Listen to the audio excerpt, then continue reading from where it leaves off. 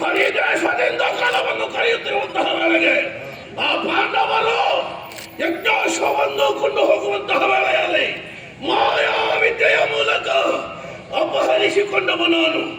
ಆದರೆ ಆ ಸಾಕೆತ್ತು ಅವನಿಂದ ನನ್ನ ಗರ್ವಭಂಗವಾಯಿತು. ಆವಾಗ ಅರ್ಥವಾಯಿತು, ಹರಿದ್ವೇಷವನ್ನು ಪ್ರಪಂಚದಲ್ಲಿ ಕಟ್ಟಿಕೊಂಡ್ರೆ ಪ್ರಯೋಜನವಿಲ್ಲ. ಆದುದರಿಂದಲೇ ಈ ಅನುಸಾಲ್ವ ಹರಿಯ ನೇಮಕ್ಕೆ ಪಾತ್ರನಾದ ಯಜ್ಞಾಶ್ವದ ಬೆಂಗಾವಲಿಗೆ ಹೊರಟಂತಹ ಪಾತ್ರ ಅನೇಕ ರಾಜ್ಯಗಳನ್ನು ಹುಕ್ಕುತ್ತಾ ಇದೆ. ಅಂತಹ ಕೆಲಸ ಕಪ್ಪ ಕಾಣಿಕೆಗಳನ್ನು ಕಾಲಕ್ಕೆ ಸರಿಯಾಗಿ ಹಸ್ತಿನಾವತಿಗೆ ಒಪ್ಪಿಸುವುದು ಇವತ್ತಿನ ಕೆಲಸ ಆಗಿದೆ. ಅದಕ್ಕಾಗಿ ಪಾಂಡವರ ಸೇನೆಯನ್ನು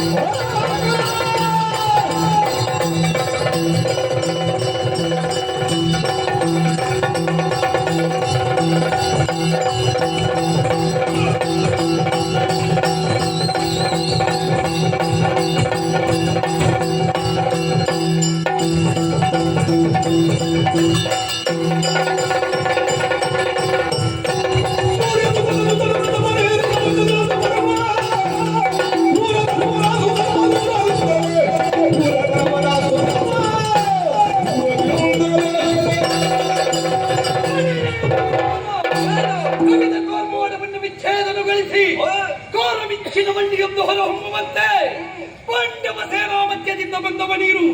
ನಿನ್ನಾಗಮನವನ್ನು ಕಂಡೆ ತೇಜಸ್ಸಿನಿಂದ ಕಂಗೊಳಿಸ್ತಾ ಇದ್ದಿ. ನಿನ್ನ ಮುಂದೆ ನಿಂತವ ಸಾಮಾನ್ಯ ಅಂತ ಭಾವಿಸಬೇಡ. ಯಾರು? ಮತ್ತು ಚಂದ ಗೋತ್ರಸ್ಥ ವೀರಹಂಸ ಸುಕುಮಾರ ಸುಧನ್ವ ನಾಮಕ. ನಿನ್ನ ಹೆಸರು ಗೋತ್ರ ಸೂತ್ರ ಪ್ರಬಲ ಇದ್ದರೆ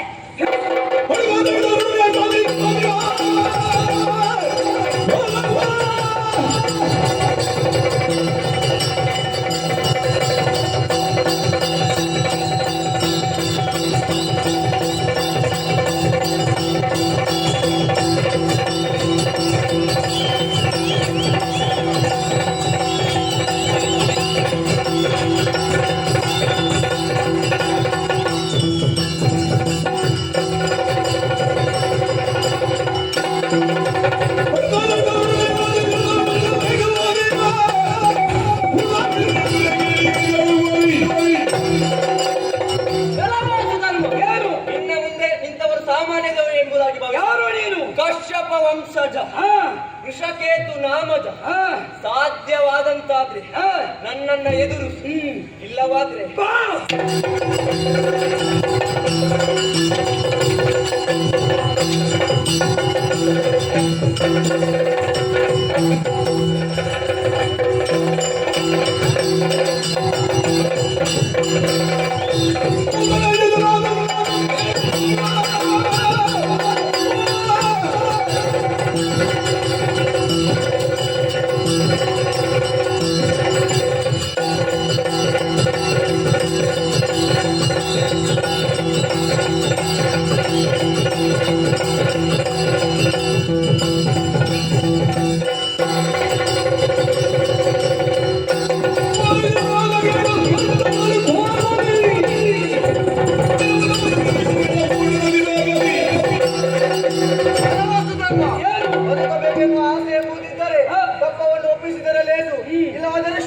ಶಾಂತಿಗಿಂತ ಕೃತಿ ಲೇಸು.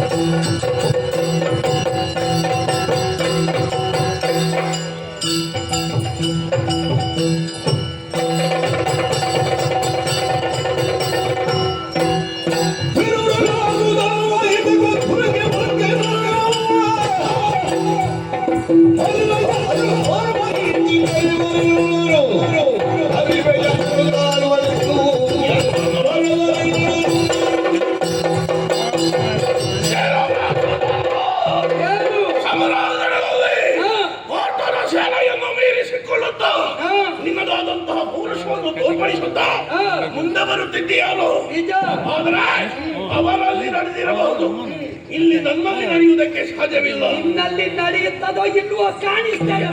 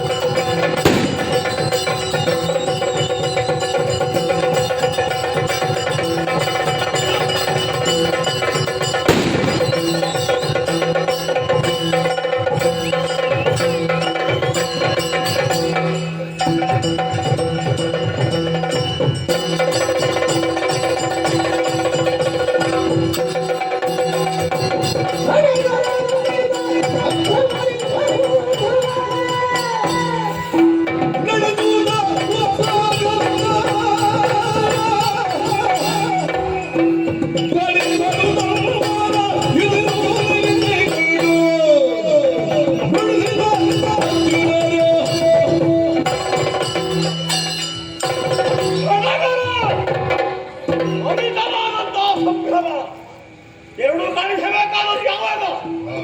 ಹಬ್ಬ ಹರಿದಿನ ಆದಿಗಳಲ್ಲಿ ಸಡಗರ ಸಂಭ್ರಮ ಇರುವುದು ಆವಾಗ. ಪಾರ್ಥ ಯುದ್ಧಕ್ಕೆ ಹೊರಟಾದ್ರೆ ಅದುವೇ ಒಂದು ಸಡಗರ. ಅರ್ಜುನ ಹೊರಟಾರ ತಯಾರಿ, ಅದನ್ನು ನೋಡಕ್ಕೆ ಬಂದಿಗಳೆಷ್ಟು. ಅಮಿತವಾದ ಸಂಭ್ರಮ ಯಾಕೆ? ಹಸ್ತಿನಾವತಿಯಿಂದ ಹೊರಟಂತಹ ಸೇನೆ ನಮ್ಮದು. ತುರಗದ ಬೆಂಗಾವಲಿಗರಾಗಿಲ್ಲವರೆಗೆ ಆಗಮಿಸಿದ್ದೇವೆ. ಈ ಪ್ರದೇಶದ ಬಗ್ಗೆ ಸಾಕಷ್ಟು ವಿವರಗಳು ತಿಳ್ಕೊಂಡಿದ್ದೇನೆ ನಾನು. ಪರಮಧಾರ್ಮಿಕರಾದ ಸತ್ಯಸಂಧರಾದ ಹರಿಭಕ್ತರಾದಂತಹ ಹಂಸಧ್ವಜ ಇಲ್ಲಿಯ ದೊರೆಯಿದ್ದಾನೆ. ಹರಿಭಕ್ತರಾದಂತಹ ಪಾಂಡವರಿಗೆ ಅವರು ಸಹಕಾರಿಗಳಾಗಿ ಬರಬಹುದೆಂಬ ಉದ್ದೇಶದಿಂದಲೇ ನಾನು ಕುಳಿತಿದ್ರೆ ನಮ್ಮ ತುರಗವನ್ನು ಬಂಧಿಸಿ ಯುದ್ಧದ ಆಹ್ವಾನ ಕೊಟ್ಟಲ್ಲ ಹುಡುಗ.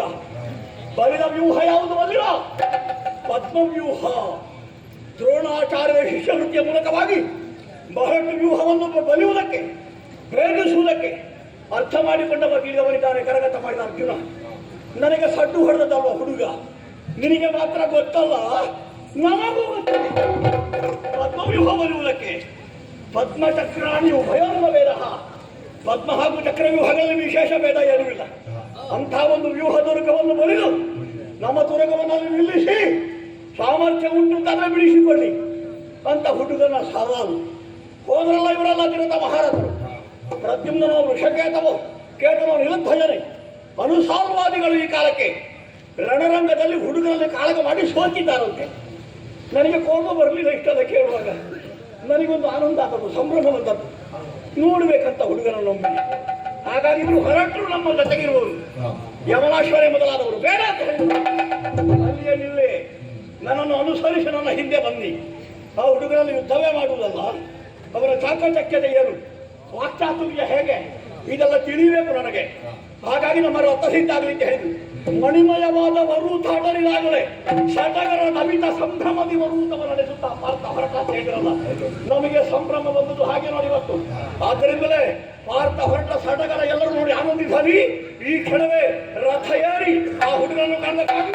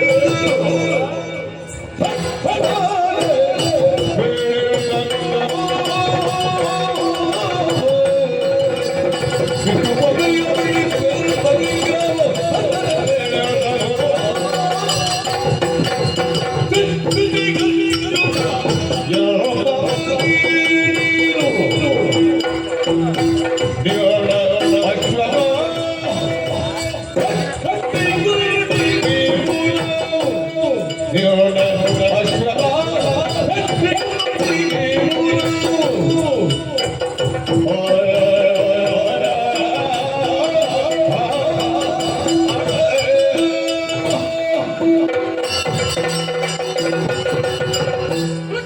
ಪುತ್ರ ಪಾರ್ಥಃ ಪಾರ್ಥಿವಂ ಭುಜ ವಿಕ್ರಮಿ.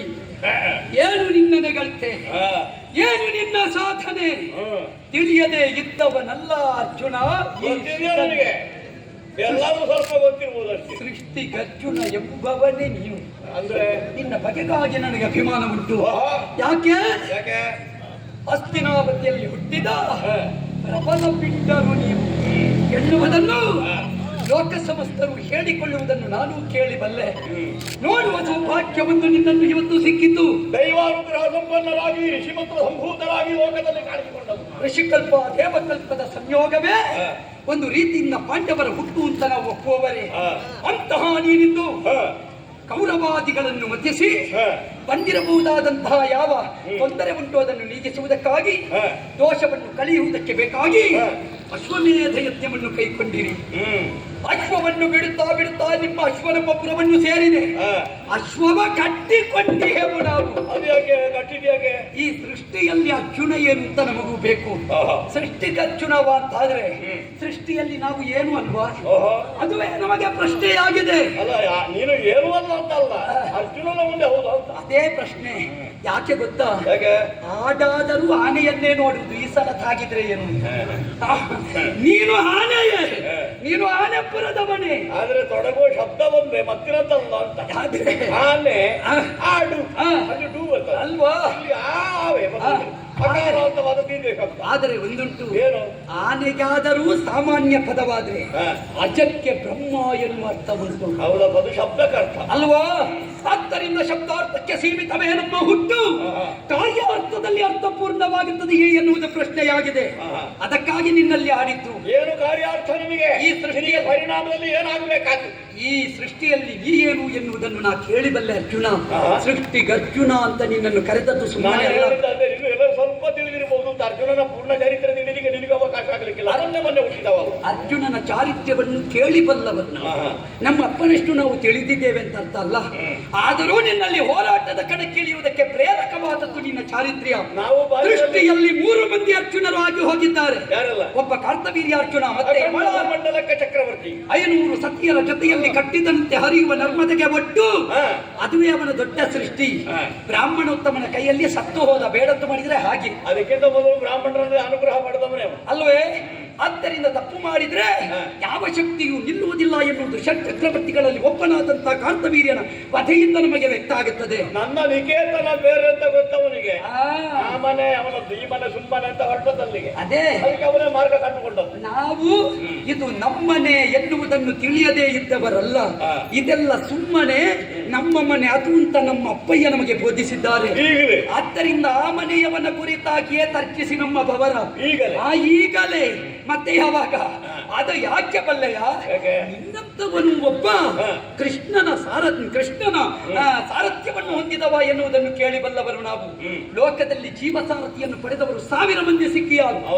ದೇವ ಸಾರಥಿಯಾದ ಮಾತಲ್ಲಿಯನ್ನು ಹೊಂದಿದವರು ಹಲವು ಮಂದಿ ದೊರೆತಾರು. ದೇವನನ್ನೇ ಸಾರಥಿಯನ್ನಾಗಿಸಿದ ಜೀವನೊಬ್ಬ ಇದ್ರೆ ಅದು ನೀನೊಬ್ಬನೇ. ಸೃಷ್ಟಿಗರ್ಜುನನೆಂಬವ ಮಾತ್ರವಲ್ಲ, ಈ ಪ್ರಪಂಚದಲ್ಲಿ ಒಬ್ಬೊಬ್ಬರಿಗೆ ಒಂದೊಂದು ಧರ್ಮ ಗ್ರಂಥ ಅಂತ ಹುಟ್ಟಾದೀತು. ಆದರೆ ಕಂದವಾದ ಸನಾತನ ಸಂಸ್ಕಾರ ಸಂಸ್ಕೃತಿಗೆ ದೇಣಿಗೆಯಾಗಿ ಭಗವದ್ಗೀತಾ ಇದನ್ನು ಭಗವಂತನ ಬಾಯಿಂದಲೇ ಹೇಳಿಸಿ ಈ ಸನಾತನ ಧರ್ಮಕ್ಕೆ ಕೊಟ್ಟ ನಿನ್ನ ಸೃಷ್ಟಿ ಅನನ್ಯವಾದದ್ದು ಅರ್ಜುನ, ಅನನ್ಯವಾದದ್ದು. ಅಂತಹ ನಿನ್ನ ಸೃಷ್ಟಿಯನ್ನು ಯಾವತ್ತೂ ನಾ ಮರೆಯಲಾರೆ. ಉಪನಿಷತ್ ಗೋವಿನ ಅಮೃತ ತುಲ್ಯವಾದಂತಹ ಹಾಲನ್ನು ಪಾನ ಮಾಡಿದವನ ನಿಜ ಅರುವಾಗಿ. ಹೌದು. ಅಂತಹ ಅಮೃತ ರಸಧಾರ ಸಿಂಚನೆಯಿಂದ ಪಾಪವನ್ನು ಕಳೆಯಬೇಕಾದ ನೀವು ನಮಗೂ ಪಾಪ ಉಂಟು ಅಂತ ಪಾಪ ಕಳೆಯುವುದಕ್ಕೆ ಅಶ್ವಮೇಧ ಯಜ್ಞವನ್ನು ತಲ್ಲಿ ಭಾಗಿಗಳಾಗಿ ಬರ್ತೀರಿ ಅಂತಾದ್ರೆ ಈ ಭೂಮಿಯಲ್ಲಿ ನಿಮ್ಮ ಅಂತಸತ್ವ ಏನು ಎನ್ನುವುದನ್ನು ಹೊರಗಲ್ಲಿಗೆ ಹಚ್ಚುವುದೇ ನಮ್ಮ ಕರ್ತವ್ಯ. ಕೇವಲ ಅಷ್ಟೇ ಅಲ್ಲ, ನಾವು ನರೇಶರ ಹೌದಲ್ವೋ? ಹೌದಲ್ವ?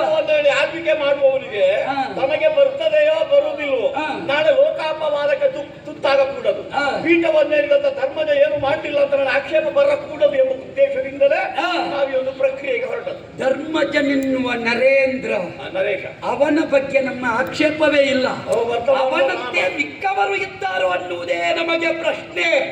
ಅವನಂತೆ ಎಲ್ಲರೂ ಇದ್ದಾರೆ ಅಂತಾದ್ರೆ ಅಭಿಮಾನದಿಂದ ಅಂಗೀಕರಿಸುವವರು ನಾವು.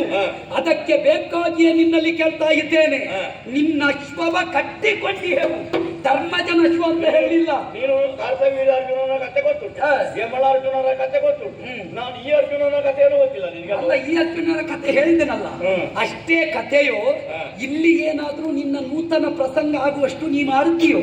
ಇಲ್ಲಿ ನಿನ್ನ ಸೃಷ್ಟಿ ಏನು ಎನ್ನುವುದನ್ನು ಅಪೇಕ್ಷಿಸಿಯೇ ನಿನ್ನ ಅಶ್ವವ ಕಟ್ಟಿಕೊಂಡಿಹೆವು. ಕೃಷ್ಣ ಸಾರಥ್ಯವನ್ನು ಹೊಂದಿದ, ಅವನದ್ದಾದಂತಹ ಕೃಪೆಗೆ ಪಾತ್ರರಾದ ಪಾಂಡವರಲ್ಲಿ ವಿರೋಧ ಕಟ್ಟಿದಲ್ಲಿ ಏಳಿಗೆ ಆಗಿದ್ದು ನನಗೆ ಯಾರು ಹೇಳಿದ್ದು? ಪಾಂಡವ ವಿರೋಧ ಎನ್ನುವುದು ಭಕ್ತಿಯಿಂದ ಬೇರೆ, ಶಕ್ತಿಯಿಂದ ಬೇರೆ. ಭೀಷ್ಮರು ವಿರೋಧ ಕಟ್ಟಿಕೊಳ್ಳಿಲ್ವೇ? ಅದು ಶಕ್ತಿಯೋ ಭಕ್ತಿಯೋ? ಭಕ್ತಿ. ಆದ್ದರಿಂದ ನಮ್ಮದು ಯಾವುದು ಎನ್ನುವುದನ್ನು ಯುಕ್ತ ಮನಸ್ಸಿನಿಂದ ಪ್ರಾಜ್ಞನಾದ ಪಾರ್ಥಾರ್ಥ ಮಾಡಿಕೊಳ್ಳಬೇಕು. ಅದಕ್ಕೆ ಬೇಕಾಗಿ ಹೇಳಿದ್ದೇನೆ, ಬಿಡಿಸುವೆನೆಂಬ ಬಿಂಕವೋ ಹೇಗೆ ನಿನಗೆ ಥಟ್ ಅಂತ ಉತ್ತರ ಕೊಡ್ಬೇಕಾ? ಉತ್ತರ ಹೇಳಿದಾಗ ನಮ್ಮ ಹುಡುಗ ನೀರು ಹುಡುಗ ನೀರು ಹುಡುಗ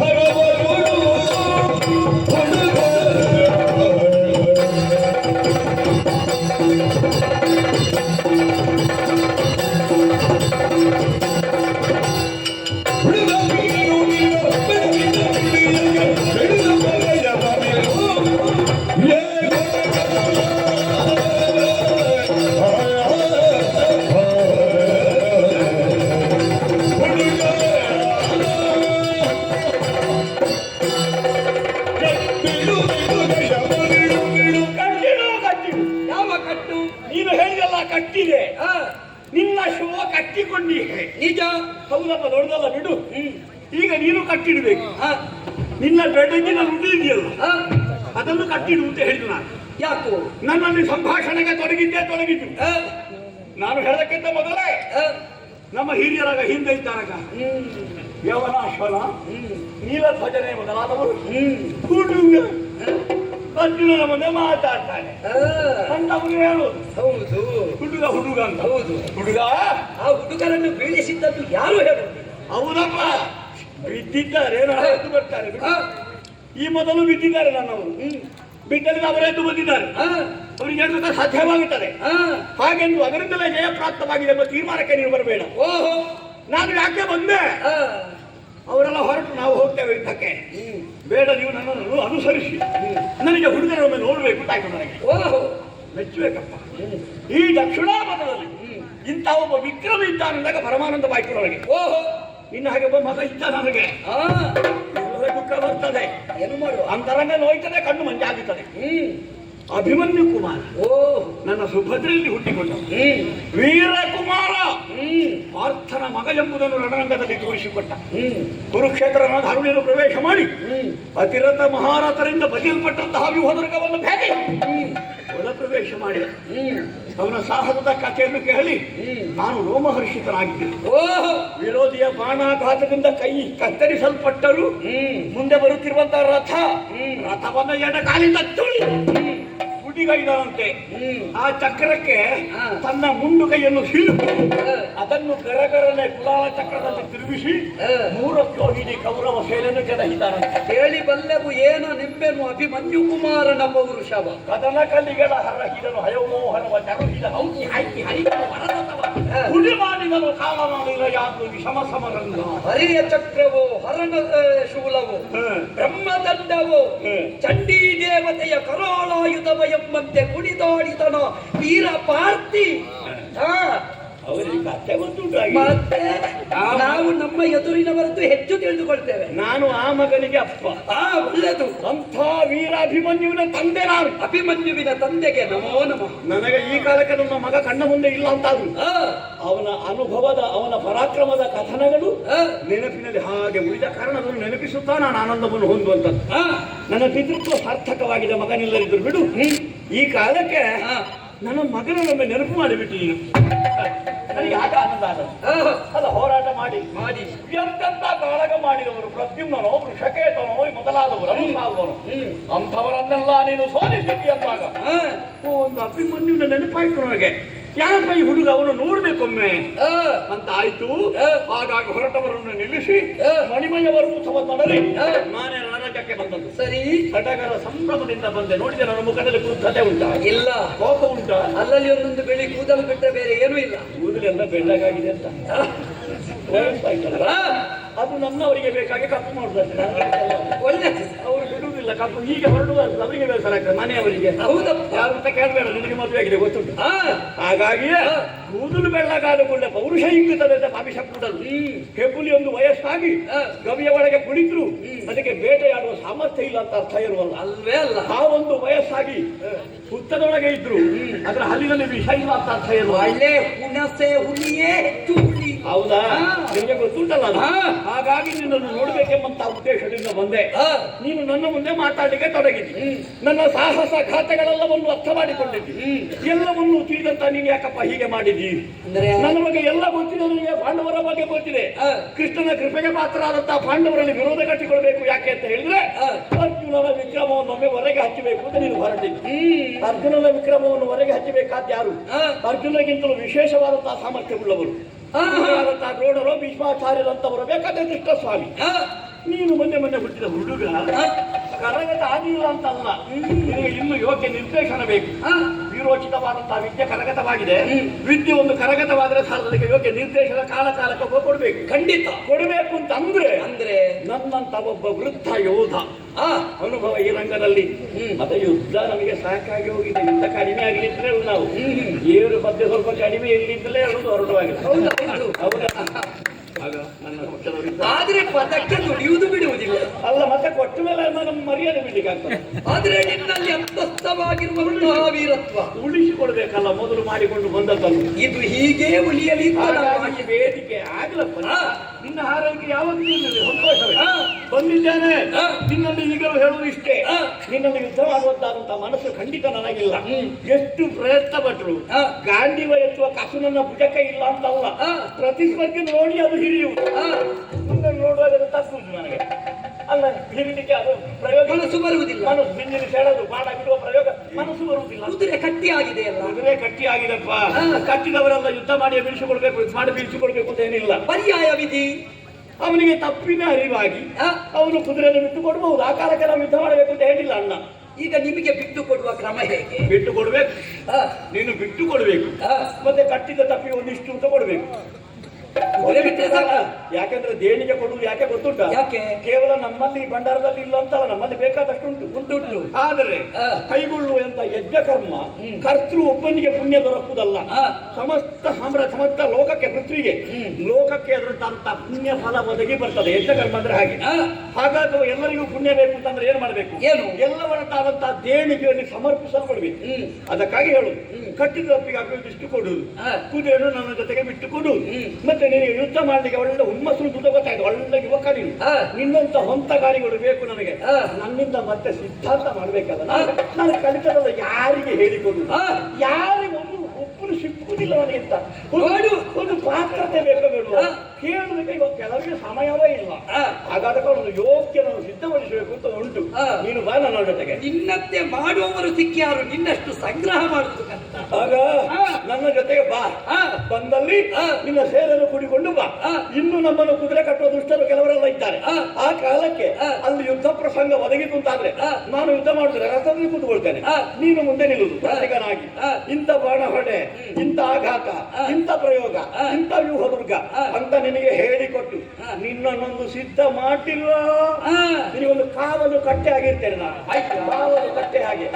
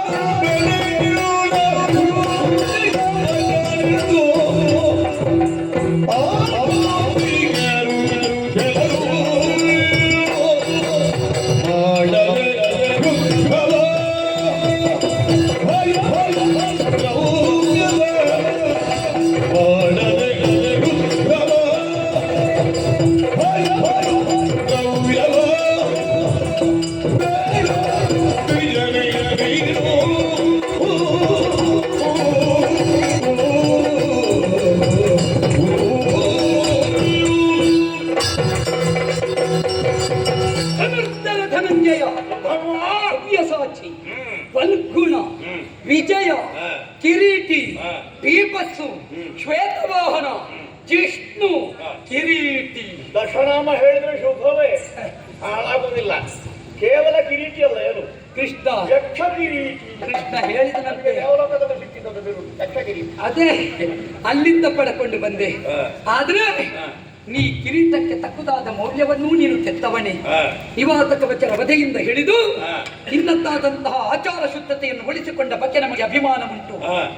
ಆದರೆ ಏನಾದ್ರೆ ಶಾಪ ಸಿಕ್ಕಿತಂತೆ. ಯಾರಿಗೆ ದೊಡ್ಡದಲ್ಲ, ಊರ್ವಶಿ ಶಾಪ. ಊರ್ವಶಿ ಶಾಪ ನಮಗೆ ಉಪಕಾರಕ್ಕಾಗಿದೆ. ಮಧ್ಯಾಹ್ನದ ಹೊತ್ತಿಗಾಗುವಾಗ ನೆತ್ತಿಗೆ ಇದು ಕಿರಣ ಬೀಳುವಾಗ ಸ್ವಲ್ಪ ಈಗಲೂ ಉದ್ದ ಅಂತಾನೆ. ಯಾವುದಾದ್ರು ಮೌಢ್ಯ. ಯಾಕೆ? ಅದು ನಾನು ಕೃಷ್ಣ ಸ್ವಾಮಿಯ ಮುಂದೆ ಹೇಳಿದ್ದೇನೆ. ಅದೇ ಎಷ್ಟೋ ಮೋಹ ಸುತಿರ್ಲತ್ತ ಅಲ್ವೇ ಅನ್ಮಯಾಚ್ಯುತ ನಿನ್ನ ಚಿತ್ತೋಸ್ಮಿ ಗತ ಸಂದೇಹ ಕೈಶ್ಯೇ ವಚನಂತವ. ನಿನ್ನ ಮಾತನ್ನು ಕೇಳುತ್ತೇನೆ. ದೇವರ ಮುಂದೆ ಹೇಳಿದ್ದಲ್ಲ, ಯಾರ್ಯಾರ ಮುಂದೆ ಹೇಳಿದ್ದಲ್ಲ, ಪ್ರಮಾಣ ವಚನ. ಆದ್ರೆ ಈಗ ದೇವರೇ ಇಲ್ಲಲ್ಲ. ದೇವರಿಲ್ಲ ಅಂತಂದ್ರೆ ದೇವರಿಲ್ಲ ಅಂತ ಹೇಳ್ತಾನೆ, ಮನುಷ್ಯನಲ್ಲಿದ್ದಾನೆ ದೇವರು. ಒಬ್ಬ ಜೀವನನ್ನು ಹಿಡ್ಕೊಂಡು ಬಂದಿದ್ದೀಯಲ್ಲ ನನಗೆ ಸಾರಥಿಯಾಗಿ. ನನಗೆ ಆದರ್ಶ ಸೀತಾರಾಮಚಂದ್ರ, ಅವ ಕಣ್ಣ ಮುಂದೆ ಇದ್ದಾನೆ. ಹೌದಪ್ಪ, ನೀನು ಆದರ್ಶ ಅಂತ ಸೀತಾರಾಮಚಂದ್ರನನ್ನು ಹೇಳ್ಬಹುದು. ಆದ್ರೆ ನನಗೆ ಪಿತೃವಾಕ್ಯ ಪರಿಪಾಲನೆಗೆ ಸೀತಾರಾಮರೇ ಆದರ್ಶ. ಆದ್ದರಿಂದ ಅವರ ಆದರ್ಶವನ್ನು ನಾವು ಮೀರುವವರಲ್ಲ. ಆದರೆ ನಿನ್ನಲ್ಲಿ ಯಾಕೆ ಆಡಿದ ಬಲ್ಲೆಯ ಮೂಢ ನೆನಪೇನೆ ನಿನ್ನ. ಮೂಢ ಈಗ ನಾನು ಮಾತಾಡಿದ ಮೂಢನಾಗೆ ಖಂಡಿತ ನಿನಗೆ ಯಾಕೆ ನನ್ನ ವಾಕ್ಯ ಸರಣಿಯಲ್ಲಿ ನನ್ನ ವ್ಯಾಕರಣದಲ್ಲಿ ಏನು ದೋಷ ಉಂಟು ಹೇಳುತ್ತೆ. ಹೇಳಲ್ಲ, ಹಾಗಾದ್ರೂ ಸರಿಯಾದ ಶಬ್ದ ಪ್ರಯೋಗ ಮಾಡ್ತಲ್ವ? ಪ್ರಯೋಗ ಮಾಡಿದ್ದಿ. ಆಡಿದ ಮಾತಿನಲ್ಲಿ, ತೋರಿಸಿದ ಹಾದಿಯಲ್ಲಿ, ಕೇಳಿದ ಕೇಳಿಕೆಯಲ್ಲಿ, ಕೊಟ್ಟ ಹೇಳಿಕೆಯಲ್ಲಿ ವ್ಯತ್ಯಾಸವೇ ಕಾಣುತ್ತಾ ಉಂಟಲ್ಲ. ಒಂದು ಸಂದರ್ಭದಲ್ಲಿ ಜಂಬೂಫಲ ವೃತ್ತಾಂತದಲ್ಲಿ ನೀನೇ ಆಡಿದೆಯಂತೆ. ಎಳೆ ಹುಲ್ಲುಗಾವಳನ್ನು ಕಂಡಾಗ ಗೋವುಗಳು, ಕಳೆದು ಹೋದಂತಹ ಗಂಡನು ಬಂದಾಗ ಹೆಂಡತಿ, ಮಿಷ್ಟಾನ್ನ ಭೋಜನವನ್ನು ಕಂಡಾಗ ಬ್ರಾಹ್ಮಣರು ಹೇಗೆ ಸಂತೋಷ ಪಡುತ್ತಾರೋ ಕೃಷ್ಣಾಮ ಮರಣೋತ್ಸವ ಅಲ್ವೇ? ಒಬ್ಬ ನೀನು ಇಂದು ರಣಧಾರುಣಿಯಲ್ಲಿ ಬಂದು ಯುದ್ಧ ಎಂದಾಗ ಹೋರಾಟ ಮಾಡಬೇಕಾದವ. ಒಂದು ಕಾಲದಲ್ಲಿ ನನ್ನ ಪ್ರಾಯದಲ್ಲಿ ವೀರ ದ್ರುಪದನನ್ನು ಕಟ್ಟಿ ತಂದ ನಿನ್ನ ಹೆಗ್ಗಳಿಕೆಯನ್ನು ನಿನ್ನವರೇ ಆಡಿಕೊಂಡು ಬಂದರು. ಅದೆಲ್ಲ ನಮ್ಮ ಬಾಲ್ಯದ ಕಥೆ ಅಲ್ವೋ? ನಿನ್ನ ಬಾಲ್ಯದ ಆಗಿರುವಾಗ ಆದ ಕಥೆ ಅದಲ್ಲ. ಈಗ ನಿನ್ನ ಆಗಿರುವಾಗ ನಾನೇನು ತೋರಿಸುವುದಕ್ಕೆ ಬಂದದ್ದು. ಅದು ನನ್ನ ಮುಂದೆ. ಇದು ನಿಮ್ಮ ಸಮಸ್ಯೆ. ಅದೇ ನಮ್ಮ ಕಾಲದಲ್ಲಿ ನೋಡಬೇಕಾಗಿತ್ತು. ಈ ಕಾಲದವರು ಏನು ಮಾಡಿದ್ರು ನಿಮಗೆ ಪಥ್ಯ. ಆ ಕಾಲದವರು ಕೆಲವರು ಇದ್ದಾರೆ, ಅವರೆಲ್ಲ ಕೇಳಬೇಕಾದ್ರೆ. ಹೌದು ಹೌದು, 40 ವರ್ಷದ ಮೊದಲಿನ ಕಥೆ ಎಲ್ಲ ಕೇಳಿ. ಅದೇ ಹೇಳಿದ್ದು. ಮುಂದೆ ನಿನ್ನ ಪ್ರಾಯಕ್ಕೆ ಬರುವಾಗ ನಮ್ಮ ಬಗೆಗೂ ಹೇಳ್ತಾರೆ, ಅವರೊಂದು ಆ ಕಾಲದಲ್ಲಿ ಹೇಗೆ ಇದ್ರು. ಆದ್ದರಿಂದ ಈ ಕಾಲಕ್ಕಾಗುವಾಗ ನೀವು ಯೋಚನೆ ಮಾಡಬೇಕು. ನನ್ನ ಕಾಲದಲ್ಲಿ ಇದ್ರು ಹಾಗೆ ಹೇಳುವ. ಈಗ ನನ್ನ ಕಾಲದಲ್ಲಿ ಇದ್ದಾರೆ ಎನ್ನುವುದನ್ನು ತೋರಿಸುವುದಕ್ಕೆ ರಣಕ್ಷೇತ್ರಕ್ಕೆ ಬಂದವ ನಾನು. ಮೂಢ ನೆಂಬೆನೆ ನಿನ್ನ ರೂಢಿಯ ಭಟ್ಟನೆಂದು ಆಡಿಕೊಂಡರು ಕೆಲವರು. ರೂಢಿಗೊಂಡ ಭಟ ಅಲ್ವೇ? ಭಟ ರೂಢಿಸಿಕೊಂಡ ಭಟನು ನೀನು. ಹೌದು, ಪ್ರತ್ಯಯ ನಂದನನಾಗಿ ಪೃಥ್ವಿಯಲ್ಲಿ ಖ್ಯಾತಿವೆತ್ತಂತಹ ಪಾರ್ಥಿವನಾಗಿ ನೀ ಮಾಡಿದ ಸಾಧನೆಯ ಬಗ್ಗೆ ನಾ ಕೇಳಿ ಬಲ್ಲವ. ಬಾಲತನದಿಂದ ಹಿಡಿದು ಈ ಪ್ರಾಯದವರೆಗೂ ನಿನ್ನ ಸಾಧನಾ ಸಂಪುಟ ಏನುಂಟು ಅದರ ಬಗ್ಗೆ ನಮಗೆ ಗೌರವ ಉಂಟು. ಅಂತಹ ನೀನಿಂದು ನಡೆಯಬಹುದಾದ ಯಜ್ಞ ಪ್ರಕ್ರಿಯೆಯಲ್ಲಿ ಹಯ ಬಿಡು, ದನ ಕೊಡು ಅಂತ ಕೇಳ್ತಿದ್ದಾದ್ರೆ ನಿನ್ನನ್ನು ದ್ವಿಜ ಅಂತ ಹೇಳಲೇ? ಕ್ಷಾತ್ರಿಯರು ದ್ವಿಜರೇ. ಈಗ ದ್ವಿಜರಲ್ಲಿ ಯಾವುದು ಅಂತ ಉಂಟು? ಬೇಡುವ ಬ್ರಾಹ್ಮಣರು. ಬ್ರಾಹ್ಮಣರು ಬೇಡುವುದು ಅದು ಅವರಿಗೆ ಧರ್ಮ. ನಾವು ಬ್ರಾಹ್ಮಣರ ವೇಷವನ್ನು ಕಾಲಕ್ಕೆ ಮಾಡಿದ್ದವು. ಅದೇ ಈಗ ಧರ್ಮ ಅಂತ ಹೇಳಿದ್ರು ಅಣ್ಣ ಧರ್ಮದ. ಈಗ ಅದನ್ನೇ ಮಾಡ್ತೀವೋ ಅಂತ. ಹೇಗೆ ಈಗ ಬೇಡ್ತಾ ಇದೆಯಲ್ಲ, ಅದು ಬೇಡಿದಾಗ ಆಯ್ತಾ? ಈಗ ಮತ್ತೆಂತದ್ದು? ನಿನ್ನ ಉಳಿವಿಗಾಗಿ ನಾನು ಹೇಳಿದ ನಿನ್ನ ಶ್ರೀಮಂತ ಬೇಡಿಕೆ, ಧನವ ಕೊಡು, ಕಪ್ಪ ಹಯವ ಬಿಡು. ಭಿಕ್ಷುಕರಲ್ಲಿ ಶ್ರೀಮಂತ ಭಿಕ್ಷುಕ ಬೇರೆ, ಬಡವ ಭಿಕ್ಷುಕ ಬೇರೆ ಅಂತ ಉಂಟಾ? ಇಲ್ಲ. ಮತ್ತೆ ನೀನು ಕಾರಣ ದೇಣಿಗೆ ಕೇಳುವ ಕ್ರಮ ಹಾಗೆ. ಬೇಡುವುದೇ ಅದನ್ನು ದೇಣಿಗೆ ಎನ್ನುವ ವಿಶೇಷ ಅರ್ಥದಲ್ಲಿ ಬಿಂಬಿಸುವುದು. ಆದ್ದರಿಂದ ಕೊಡುವುದು ನಾವು, ಪಡೆಯುವುದು ನೀವು. ಈ ಕಾಲಕ್ಕಾಗುವಾಗ ನೀ ಬೇಡಲು ದ್ವಿಜನಲ್ವಲ್ಲ, ದ್ವಿಜನೇ ದ್ವಿಜ ಅಂತ ಹೇಳಿದ್ದಲ್ಲ, ಪ್ರಶ್ನಾರ್ಥಕ.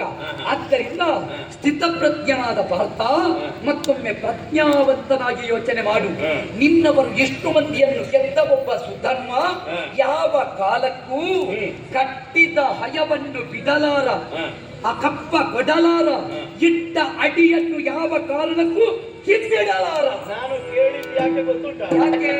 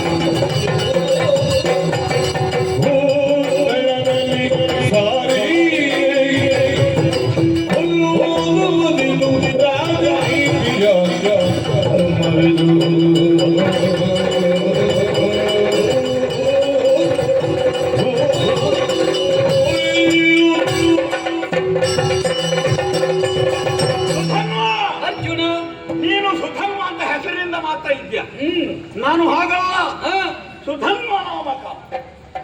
ನೋಡಿದ್ಯಾ? ದಂಡೀವಧನು. ಒಬ್ಬ ಶಾರ್ಂಗಧಾರಿ, ಮತ್ತೊಬ್ಬ ವಿನಾಟಧರ. ಶ್ರೀರಾಮಚಂದ್ರಮನ ಕೈಯಲ್ಲಿ ಇದ್ದಂತೆ ಕೋದಂಡ. ಹೌದಾ? ಕೋದಂಡ ದೀಕ್ಷಾ ಗುರು. ಅಗ್ನಿದೇವನೇ ಮೆಚ್ಚಿಕೊಟ್ಟಂತಹ ಗಾಂಡೀವಧರ.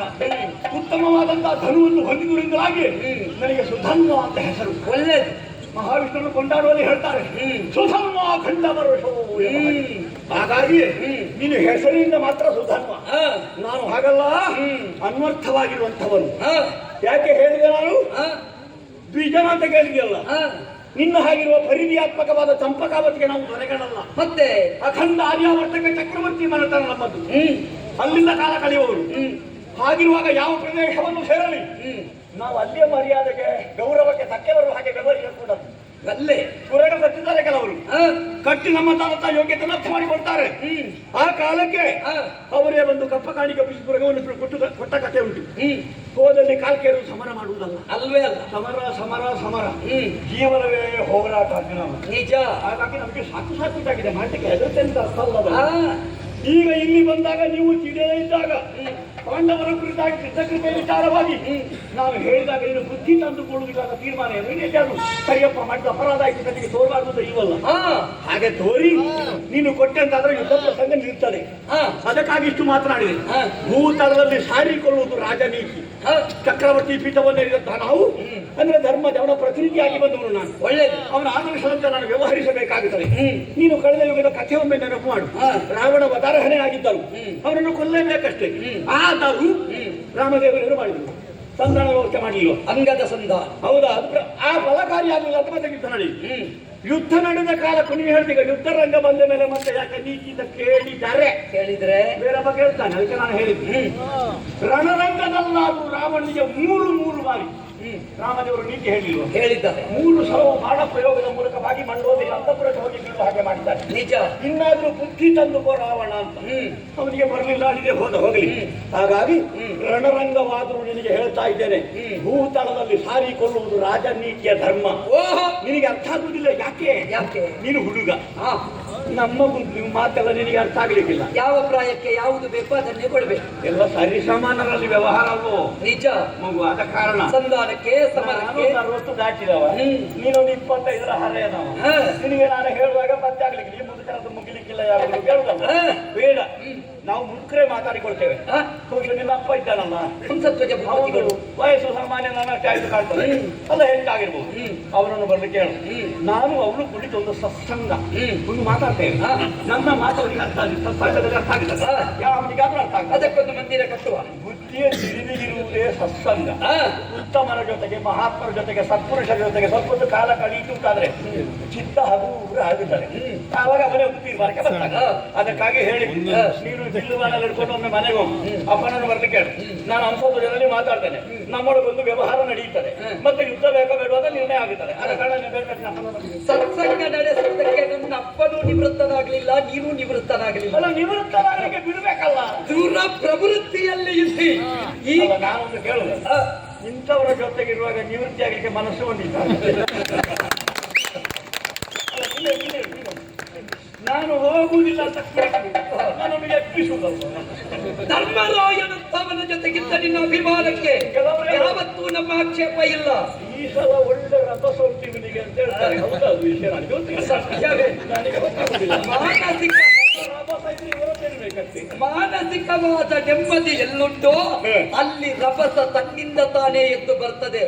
ಮಾನಸಿಕ ಖಿನ್ನತೆಗೆ ಯಾವುದು ಕಾರಣವಾಗುತ್ತದೋ ಅದು ಅವನನ್ನು ತಾನಾಗಿ ಹಿಂದೆ ಸೆಳೆಯುತ್ತದೆ. ನಾನೊಂದು ಅಜ್ಞಾತವಾಸದಲ್ಲಿ ಇದ್ದವನು, ಈಗ ಸ್ವಲ್ಪ ಜ್ಞಾತವಾಗುವುದಕ್ಕೆ ಒಂದು ಮಾತು ಹೇಳ್ತೇನೆ.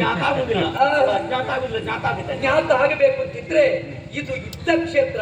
ನನ್ನಪ್ಪ ತಿಳಿದು ನನಗೆ ಆಹ್ವಾನವಿತ್ತಿದ್ದಾನೆ, ಸೇನಾಧ್ಯಕ್ಷ ಪದವಿಯನ್ನು ಕೊಟ್ಟಿದ್ದಾರೆ. ಮೊದಲು ನೀನು ರನ್ನ ದುಪ್ಪರಿಗೆ ಏರು, ಮತ್ತೆ ಮೇರುವನ್ನಡುವ ಪ್ರಯತ್ನ ಮಾಡು. ಮಗನ ಸೋಲಿಸಿ ಅಪ್ಪನನ್ನು ಬರಿಸು. ಹುಡುಗ ಅಂತ ಮಾತಾಡಿದ್ರೆ ತಲೆವೀರಿ ಮಾತಾಡ್ತ.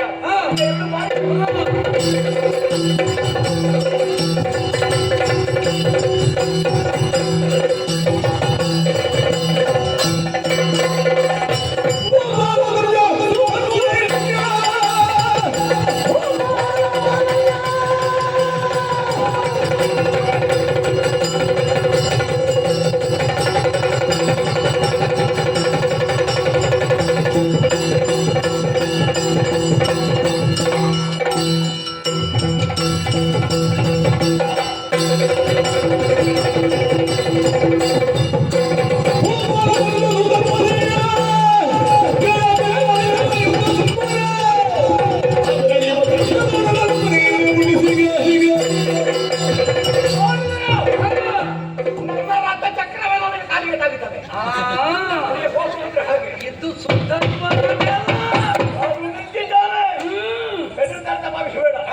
ಶ್ರೀಮದಕಲ ಮಹೀಮಂಡಲ ಮಂಡಲಾಯವಾದ ಭರತ ಖಂಡದ ವಿಖ್ಯಾತ ಕುರುಕ್ಷೇತ್ರ ರಣಧಾರುಣಿಯಲ್ಲಿ ಅತಿರಥ ಮಹಾರಥರಲ್ಲಿ ಕಾಳಗವನ್ನು ಹೇಳಿದಂತಹ ಕಾಸು ನಮ್ಮ ಭುಜದಲ್ಲಿ ಜೀವಂತವಾಗಿ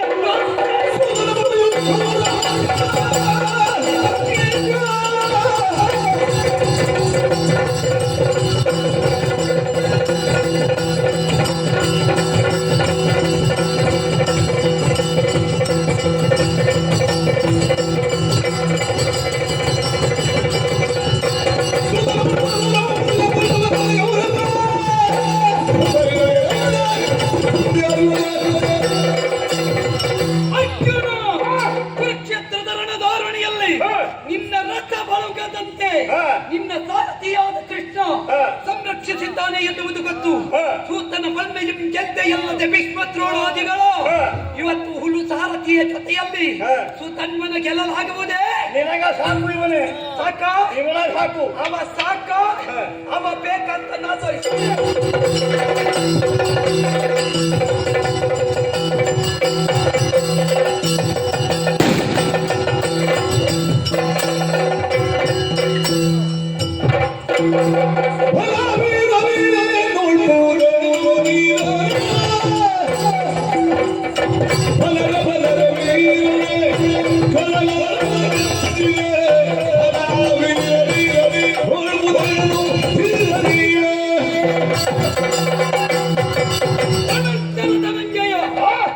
ಅಖಂಡ ಭೂಮಣದಲ್ಲಿ ಖ್ಯಾತಿ ಬಿತ್ತಂತಹ ಪೃಥ್ವಿ ಪಾಲಕರ ಎದೆಯಂಚಿನಲ್ಲಿ ನಿನ್ನತಾದ ಶೌರ್ಯದ ಚೆನ್ನು ಒತ್ತಿದವ ಈ ಕಾಲಕ್ಕಾಗುವಾಗ ನಿಮಗೆಲ್ಲ ನಮ್ಮಂತಹವರು ಹುಡುಗರು ಅಂತ ಕಾಣುವುದು. ಹುಡುಗರ ಮುಂಭಾಗದಲ್ಲಿ ನೆಲನೋಟಕನಾಗುವ ಸ್ಥಿತಿ ನಿರ್ಮಾಣವಾಗಿದೆ. ಎಂತದ್ದು ನೀನು ಇಂದಿನ ಯುದ್ಧದಲ್ಲಿ ನಾವಿದ್ದ ಮಾರ್ಕಳಿಂಗಲನ್ನು ಖಂಡಿಸುತ್ತಾ ನೀನೇ ನೆಲನೋಟಕನಾಗುತ್ತಾ ಇದ್ದಿ. ಬಿಡ್ಲಿಕ್ಕೆ ಇನ್ನುಂಟು ಗೊತ್ತಿದೆ ನನಗೆ ನೀನು ಎಷ್ಟು ಬಿಡ್ತಿ ಅಂತ ನಮಗೂ ಬೇಕು. ನಮಗೆ ಯಾಕೆ ಇನ್ನು ನಮಗೊಂದು ನಿರೀಕ್ಷೆ ಉಂಟು, ಇಷ್ಟು ಹೊತ್ತಿಗೆ ಇಂಥದ್ದಾಗಬೇಕು ಅಂತ.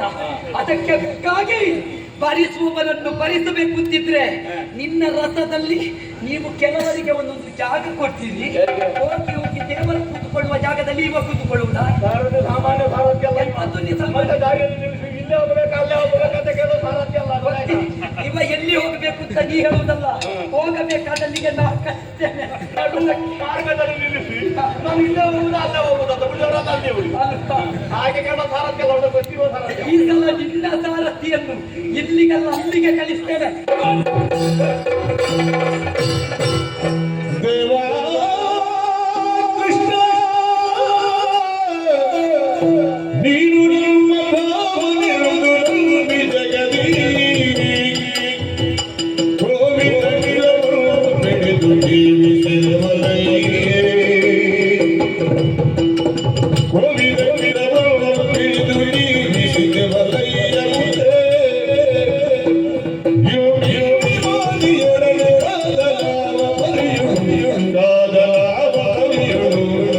ಕೃಷ್ಣ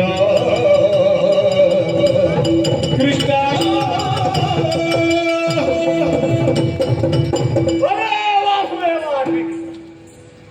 ನಮ್ಮ ವಿನಯ ಗುಣಕ್ಕೆ ನೀವು ಒಪ್ಪಿಕೊಂಡದಲ್ವೇ ಕೃಷ್ಣ? ಯಾಕೆ ಹೀಗಾಯ್ತು? ಸಂಪಗಾವತಿಯನ್ನು ಪ್ರಕಾಶ ಮಾಡಿದ್ದು ಹೌದು, ಯುದ್ಧವನ್ನು ಮುಂದುವರಿಸಿದ್ದು ಹೌದು. ಸಾರಥಿ ವ್ಯಕ್ತಿಸಿಯೇ ಸತ್ತ. ಯಾವನಿಗಾಗಲಿ ಅವನ ಮುಂದೆ ಅಷ್ಟು ಬೈದ್ರೆ ಮತ್ತೆ ಸಹಿಸಿಯಲ್ಲ, ಅವನ ಆಗಲೇ ಸತ್ತಿದ್ದ. ಈ ಸಾರಥಿ ಯಾಕೆ ತಾವಾಗ ಬೈತಾ ಇದ್ದಾರೆ ಅವಾಗಿಂದ. ಕೇಳಿ ಕೇಳಿ ಅವ ಜೀವಂತ ಸತ್ತ. ಈಗ ಬಾಣ ಬಿಟ್ಟು ಬಂದ.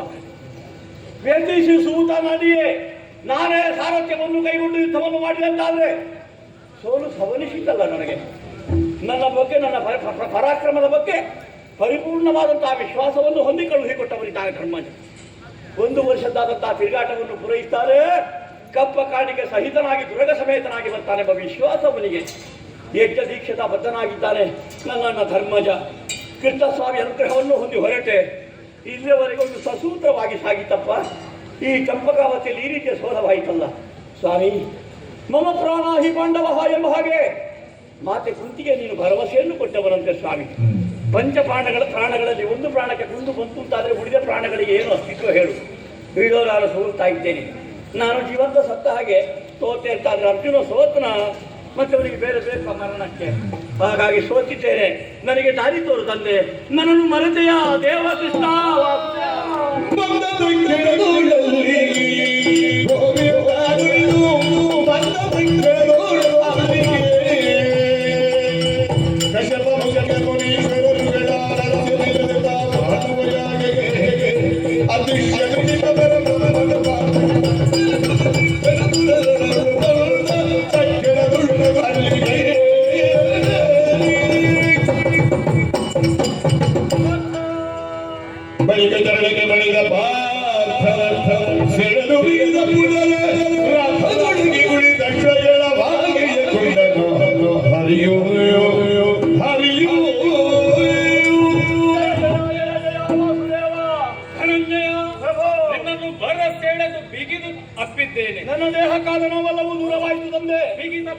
ನಿನ್ನ ರಥದ ಕೀಲಿಗಳನ್ನು ಬಿಗಿಗೊಳಿಸಿದ್ದೇನೆ. ರಣಭೂಮಿಯಿಂದ ಕೇಳಿ ಬಂದಂತಹ ಅರ್ಥಧ್ವನಿ ನನ್ನ ಮುಖಭಾವದಲ್ಲಿ ಆದಂತಹ ವ್ಯತ್ಯಾಸವನ್ನು ಗಮನಿಸಿದ ಧರ್ಮರಾಜ ಭೀತಚೇತಸನಾದ. ಅವನಿಗೆ ಧೈರ್ಯವನ್ನೊರದೆ ಗುರುತ್ಮಂತನ ಹೆಗಲೇರಿ ಒಲಿದು ಬಂದಿದ್ದೇನೆ. ಆ ಗರುಡನ ರೆಕ್ಕೆಯಿಂದ ಹೊರಟ ಗಾಳಿ ನೋಡಿದೆಯಾ? ಅಮೃತ ತುಲ್ಯವಾದ ಗಾಳಿ. ಇದ್ದವರೆಲ್ಲ ಕಣ್ಣು ಕಣ್ಣು ಬಿಟ್ಟು ನೋಡ್ತಾ ಇದ್ದಾರೆ. ಹೋದವರೆಲ್ಲ ಹೋಗಿ ಆಗಿದೆ. ಅವರು ಹೋಗ್ಲಿ, ಬಿದ್ದವರಿದ್ರ ನಿನಗೆ ಧೈರ್ಯವನ್ನು ಕೊಟ್ಟಿದ್ದೇನೆ. ಅವ ಬಂಡಿಯ ಭಾವನಾಗಿದ್ದೇನೆ. ಮತ್ತೊಮ್ಮೆ ಅವಕಾಶ ವಾಘಿಯನ್ನು ಕೈಗೊಳ್ಳುತ್ತೇನೆ. ರಥಾರೋಹಣ.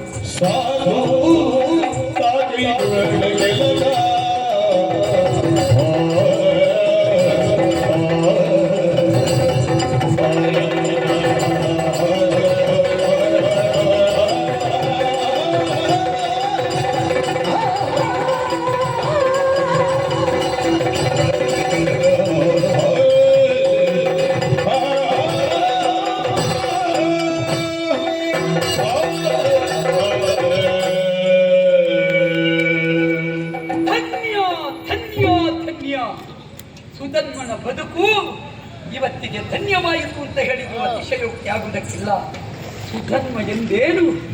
ಚಂಪಕಾವತಿಯ ಸಮಸ್ತರ ಬದುಕು ಧನ್ಯವಾಯಿತು. ಹರಿದರ್ಶನ ಮಾಡಬೇಕು ಎನ್ನುವ ಅಪೇಕ್ಷೆ ನಮ್ಮಪ್ಪನಿಗೆ ಒಬ್ಬರಿಗೆ ಇದ್ದದ್ದಲ್ಲ. ಚಂಪಕಾವತಿಯ ಕೋಟಿ ಕೋಟಿ ಕಂಗಳು ಲೋಕಾಧ್ಯಕ್ಷನಾದ ಬ್ರಹ್ಮಾಂಡ ಕೋಟಿ ನಾಯಕನಾದ ಭಗವಂತನನ್ನು ಕಾಣಬೇಕು ಅಂತ ಅಪೇಕ್ಷೆಯಲ್ಲಿದ್ದರು.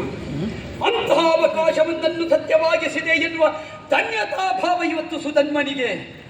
ಅಪ್ಪಯ್ಯ, ಮನುಮತನಯ್ಯನ ನೋಡಿ ತನ್ನ ಮನಸ್ಸು ಸಮರ್ಪಣೆ ಮಾಡಿ ಅಂತ ಆಡಿದಿರಲ್ಲ, ಶ್ರೀಕಾಂತನ ಕಾಂಬ ಯೋಗ ಇವತ್ತು ಬಂದಿದೆ ಅಪ್ಪಯ್ಯ. ನೋಡು ಯೋಗೇಂದ್ರನ ಅಮ್ಮ ವಾಸುದೇವನ ಕಾಂಬ ಕಚ್ಚ ನಿನಗೆ ಮಗನೇ ಅಂತ ಹೇಳಿದೆಯಲ್ಲ. ನೋಡು ತಾಯಿ, ವಾಸುದೇವನನ್ನು ಪಾರ್ಥನವರ ಊಟದಲ್ಲಿ ನೋಡಮ್ಮ. ತಂಗಿ ಕುವಲ ಏನಮ್ಮ ನೋಡುತ್ತಾ ಇರುವೆ? ಹೇಳಿ ಸುಧನ್ವನಲ್ಲ, ನಿನ್ನ ಅಣ್ಣ ವೀರ ಸುಧನ್ವ ತಂಗಿ. ನೋಡು, ಶ್ರೀಕೃಷ್ಣ ಮೂರ್ತಿ ಪಾರ್ಥನರ್ಥದಲ್ಲಿ ನಿಂತಿದೆ. ಚಿಕ್ಕಪ್ಪಂದಿರು, ಸಮಸ್ತ ಪ್ರಜೆಗಳು, ಸಹೋದರರು ಸಕಲರು ನೋಡಿರೋ ನೋಡಿರೋ ನೋಡಿರೋ ಜಗನ್ನಾಥನ ಇವತ್ತು ಆ ಅರ್ಜುನನ ರಥದಲ್ಲಿ ವರ ಸುಪ್ರಸನ್ನ ವದನದ ಕಮಲ ನೇತ್ರದ ಮಕರ ಕುಂಡಲದ ಲಲಿತ ನಾಸಿಕದ ಮುಳಿದ ಪುರ್ಪುಗಳ ಪಣೆಯ ಮಣಿಮುಕುಟದೆಲದುಲಸಿಯ ಕೊರಳ ವನಮಾಲೆಗಳ ಕೌಸ್ತುಭ ಶ್ರೀವತ್ಸ ದುರದ ಚಂದನದ ನಲಿ ತೋಳ್ಕಳ ಕಣಾಂಗ ಸೌಂದರ್ಯ ದವಯವದ ಸರ್ವಾಭರಣ ಭೂಷಿತನಾದ ಶ್ರೀಹರಿಯ ಕಾಣಿರೋ ಕಾಣಿರೋ ಕಾಣಿರೋ. ಇದಾದ ಮೇಲೆ ಯಾಕಪ್ಪ ನೋಡ್ತೀರಿ ಭಗವಂತನಿಗೆ ಸಾಷ್ಟಾಂಗ ಅಭಿವಾದನ. ಅದೇ ಭಗವಂತನನ್ನು ಕಂಡಲ್ಲಿಗೆ ಮುಗಿಯುತ್ತೆ. ನಾ ಆಡಿದ್ದುಂಟಲ್ವೇ ಕೃಷ್ಣ ದರ್ಶನ ಮಾಡಿಸ್ತೇನೆ. ಚತುರ್ಭುಜಾಂಕಿತನಾಗಿ ಅಭಯಸ್ತವರದನಾಗಬೇಕಾದ ಭಗವಂತ ಪಾರ್ಥನ ರಥದಲ್ಲಿ ವಾಕ್ಯ ಚಮ್ಮಟಿಕೆ ಹಿಡಿದು ಕುಳಿತಿದ್ದವನು ಎನ್ನುವುದರ ಅರ್ಥ ಏನು? ಸುಧರ್ಮ ನಿನ್ನದ್ದು ಇನ್ನೂ ಮುಗಿಯಲಿಲ್ಲ, ನೀ ಮುಗಿಸಬೇಕು ಅಂತ ಹೇಳಿದ್ರು ನಾ ಮುಗಿಸುವುದಿಲ್ಲ ಅಂತ ಅವನಿಗೆ ಹಠ ಇರಬೇಕು. ಆದ್ದರಿಂದ ಇವತ್ತು ನನ್ನನ್ನು ನೀನು ಸೂಚಿಸುತ್ತಾ ಇದ್ದಿ, ಯುದ್ಧ ಮಾಡು ಮಾಡು ಎಂಬ ಹಾಗೆ. ಈಗ ಹೇಳ್ತೇನೆ ಸುಧರ್ಮ, ನಿನಗೆ ಪವನ ಮಾಡಿಸುವ ಉದ್ದೇಶ ಪವನಕಾರನ ದೇವನಾದ ಪಾತ್ರನಲ್ಲಿ ಉಂಟು ಅಂತಾದ್ರೆ ಮಾಡಲಿ ಪ್ರತಿಜ್ಞೆ.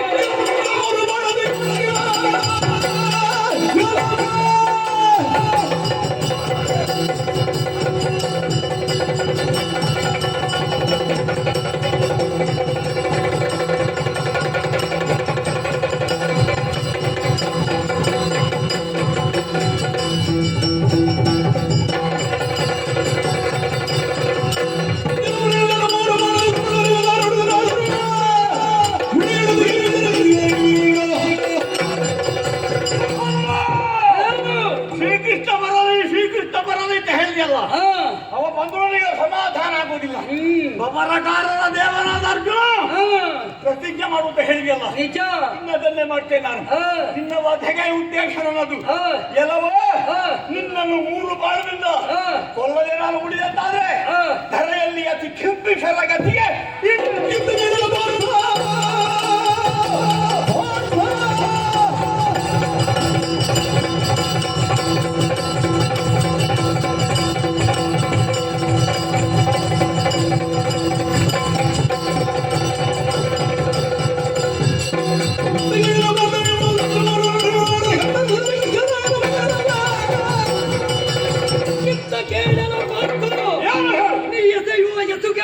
ಮಾರ್ಗ ಮಧ್ಯದಲ್ಲಿ ಮಾರ್ಕಣದಿಂದ ಕತ್ತರಿಸದೆ ಹೋದ್ರೆ ಮಾಧವನ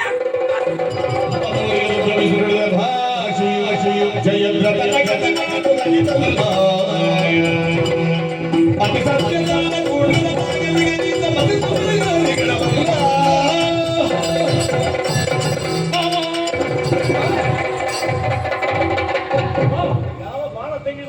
ಸ್ವಲ್ಪ ಮುಂದೆ ನಿನ್ನಲ್ಲಿ ಸಾಧಾರಣ ಕಳೆದು ಹೋಗಿ ಆಗಿದೆ. ಇಂಡಿಯಾ ಕಿರೀಟ ನನ್ನದು ಅಕ್ಷಯ ತೂಣಿಗಲ್ಲ ಪ್ರಭು.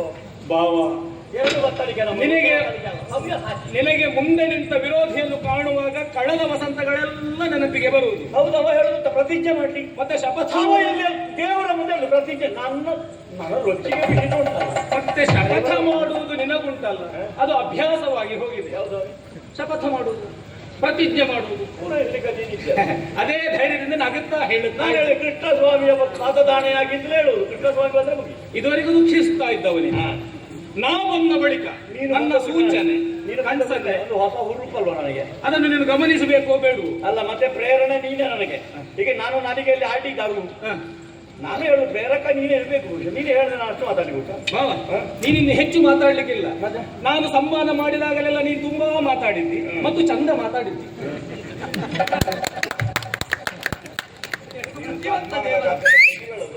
ತುಂಬಾ ಮಾತಾಡಿ ಹೋಗ್ತಾರೆ. ನಾನು ಉದ್ದೇಶಿಸಿದಷ್ಟು ಮಾತಾಡಲಿಲ್ಲ. ನಾನು ತುಂಬಾ ಉದ್ದೇಶಿಸಿದ್ದೆ. ಮತ್ತೆ ಒಂದು ನಿಯಂತ್ರಣ ಶಕ್ತಿ ಉಂಟು ಹಿಂದಿಂದ, ಹಾಗಾಗಿ ಅದು ಬಹಳ ಹೇಳಲಿಕ್ಕೆ ನಿನ್ನನ್ನು ಸನ್ಮಾನ ತಪ್ಪಿಸುವವರ ಬಗ್ಗೆ ಹೇಳ್ಬೇಕಾಗ್ತದೆ, ಅವರಿಗೆ ಮಾಡಬೇಡ ಅಂತ ಹೇಳುವವರ ಬಗ್ಗೆ ಹೇಳ್ಬೇಕಾಗ್ತದೆ. ಈಗ ತುಂಬಾ ಉಂಟು. ಈಗ ನಿನ್ನನ್ನು ತಡೆದು ನಿಲ್ಲಿಸಿದ್ದು ಯಾಕೆ ಗೊತ್ತಾ? ಮತ ಮರ್ಯಾದೆ ಭ್ರಮಿಸಿ ಬಿಟ್ಟೆ ಎಲ್ಲ ನೀನು. ಏನು ಮತ ಇಲ್ಲಿ? ಜಯದ್ರಥನ ಕಥೆ ಒದಗಿ ಬಂತಲ್ಲ. ಅಲ್ಲ, ಜಯದ್ರಥನ ಕಥೆಲ್ಲ ಯಾಕೆ ಇಲ್ಲಿ ನೆನಪು ಮಾಡ್ತೀನಿ? ಅವ ದುಷ್ಟನಿದ್ದಾನೆ ಎನ್ನುವ ಕಾರಣಕ್ಕೆ ಬೇಕಾಗಿ ಅವನನ್ನು ವಧಿಸುವಂತಹ ಸ್ಥಿತಿ ನಾ ನಿರ್ಮಾಣ ಮಾಡಿದೆ. ಪ್ರತಿಜ್ಞೆ ಮಾಡಿದೆ, ನೀನು ಪೂರೈಸಿಕೊಂಡು ಉದಯಿಸಿದಂತಹ ಸೂರ್ಯ ಅಸ್ತಮಿಸುವುದರ ಪೂರ್ವದಲ್ಲಿ ಅವನನ್ನು ಕೊಂದು ಕೆಡಹುತ್ತೇನೆ. ಆಯ್ತಾ ನಿನ್ನಿಂದ? ಆಗ್ಲಿಲ್ಲ. ನಾ ಅದನ್ನು ಸಾಧ್ಯವಾಗಿಸಿದೆ. ನಾನು ಅಗ್ನಿಕುಂಡ ನಿರ್ಮಾಣ ಮಾಡಿ ಸಾಯ್ತೇನೆ ಅಂತ ಹೊರಟಿದ್ದೆ. ನನ್ನ ಜೀವನದಲ್ಲಿ 3 ಅಗ್ನಿಕುಂಡ ನಿರ್ಮಾಣ ಆಗಿದೆ. ಒಂದಲ್ಲಿ ಕಾಮ್ಯ ಕವನದಲ್ಲಿ, ಮತ್ತೊಂದು ರಾಮೇಶ್ವರದಲ್ಲಿ, ಮತ್ತೊಂದು ಕುರುಕ್ಷೇತ್ರದಲ್ಲಿ. ಅಗ್ನಿನಾರಾಯಣನಾದ ನಾನಿನ್ನ ಜೊತೆಗೆ ಇರುವಾಗ ನಿನ್ನನ್ನು ಸುಡುವ ಬೆಂಕಿ ಯಾವುದು ಭಾವ? ಹೌದಪ್ಪ ಅಲ್ವಾ? ಒಂದು ಕಾಲಕ್ಕೆ ನೀನು ಪ್ರತಿಜ್ಞೆ ಮಾಡಿದ್ಯಾ ನಾನು ಅಗ್ನಿ ಹೋಗುತ್ತೇನೆ. ಈಗ ನಿನ್ನನ್ನು ಸುಡುವ ಅಗ್ನಿ ಆದ್ರೆ ಯಾವುದು? ಅದು ನಿಮ್ಮಂತಹ ಭಕ್ತರು ಕಾಣಬೇಕಲ್ವಾ? ಅದಕ್ಕೆ ಬೇಕಾಗಿ ಮಾತ್ರ ಈ ಕಾಲದಲ್ಲಿ ತಡೆದು ನಿಲ್ಲಿಸಿದ್ದು ಅದೇ ಕಾರಣದಿಂದ. ನೀನು ತಡೆ ಮಾಡಬೇಡ, ತಡೆ ಒಡ್ಡಬೇಡ, ನಾನು ಪ್ರತಿಜ್ಞೆ ಅವದುಷ್ಟ ವಧಿಸುವುದಕ್ಕೆ ನಿನ್ನಲ್ಲಿ ನಾ ಸೂಚನೆ ಕೊಟ್ಟದ್ದು ಹೌದು. ಮತ್ತೆ ಈಗ ನೀನು ಪಾಂಡವರ ತುರಗವನ್ನು ಕಟ್ಟಿದವ ಏನು ಮತ್ತೆ? ಇವ ಹಾಗಲ್ಲ ಬಾವ, ಅತಿ ಸತ್ಯಸಂಧನಿದ್ದಾನೆ, ಸುಂದರ ಸಾಹಸಿಗನಿದ್ದಾನೆ, ಪರಮ ವೈಷ್ಣವನಿದ್ದಾನೆ, ಜೊತೆಗೆ ಏಕಪತ್ನಿ ವ್ರತಸ್ಥನಿದ್ದಾನೆ. ಆ ಮಟ್ಟಿಗೆ ಸ್ವಲ್ಪ ಕಷ್ಟ. ನನಗೆ ಸಂದಿಗ್ಧ ಯಾವುದು ಗೊತ್ತಾ? ಏಕಪತ್ನಿಯ ವಿಷಯ ನನಗೆ ಯಾವ್ದಲ್ಲೆಲ್ಲ ಪ್ರೇಮಿಸಿ ಬರುದು ನಾನು ನೀನು ಮತ್ತೆ ಆಗದ ನಿರ್ವಾಹ ಇಲ್ಲ. ಈಗ ಪ್ರೇಮಿಸಿ ಬಂದವಳನ್ನು ಸ್ವೀಕರಿಸಿ ನಿನಗೆ ನಾನೇ ಆದರ್ಶ ಅಲ್ವಾ? ಹೌದಪ್ಪ. ನೀ ಮದುವೆ ಆದ ಬಳಿಕ ಬರಿಗಲ್ಲ ಹಾಗೆ 14,000 ಹೌದು, ಎಂತದದು? ನೀ ಮದುವೆ ಆದ ಬಳಿಕ ನನ್ನ ತಂಗಿಯನ್ನು ಕೊಟ್ಟಿದ್ದೇನೆ ಎನ್ನುವುದರ ಅರ್ಥ ಏನು? ನಾ ಆದರ್ಶ ಅಂತ ಹೇಳುವುದು.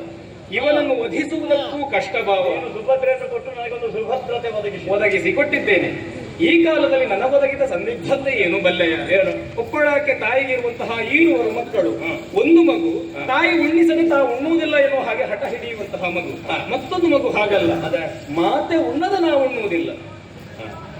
7 ಮಕ್ಕಳು ಈ ರೀತಿಯಾಗಿ ಆಟ ಆಡುವಾಗ, ಭ್ರಮಿಸುವಾಗ ಮಾತೆಯಾದವಳಿಗೆ ಸಂದಿಗ್ಧ ಉಮ್ಮಳಿಕೆ. ತಿಳಿದು ನಿನ್ನಯ ಚಿತ್ರಮಳಿಕೆಯ ನಿಜದೊಲದೊಲದ ಇವನ ಕಾಯಮೊಲಗದೊಳಗುಳಿನ ಕೀರ್ತಿಗಳು ಶ್ರೀಲೋಕದಲ್ಲಿ ಪಾಠದ ಮಾಲಕದಲ್ಲಿ ಮರುದನು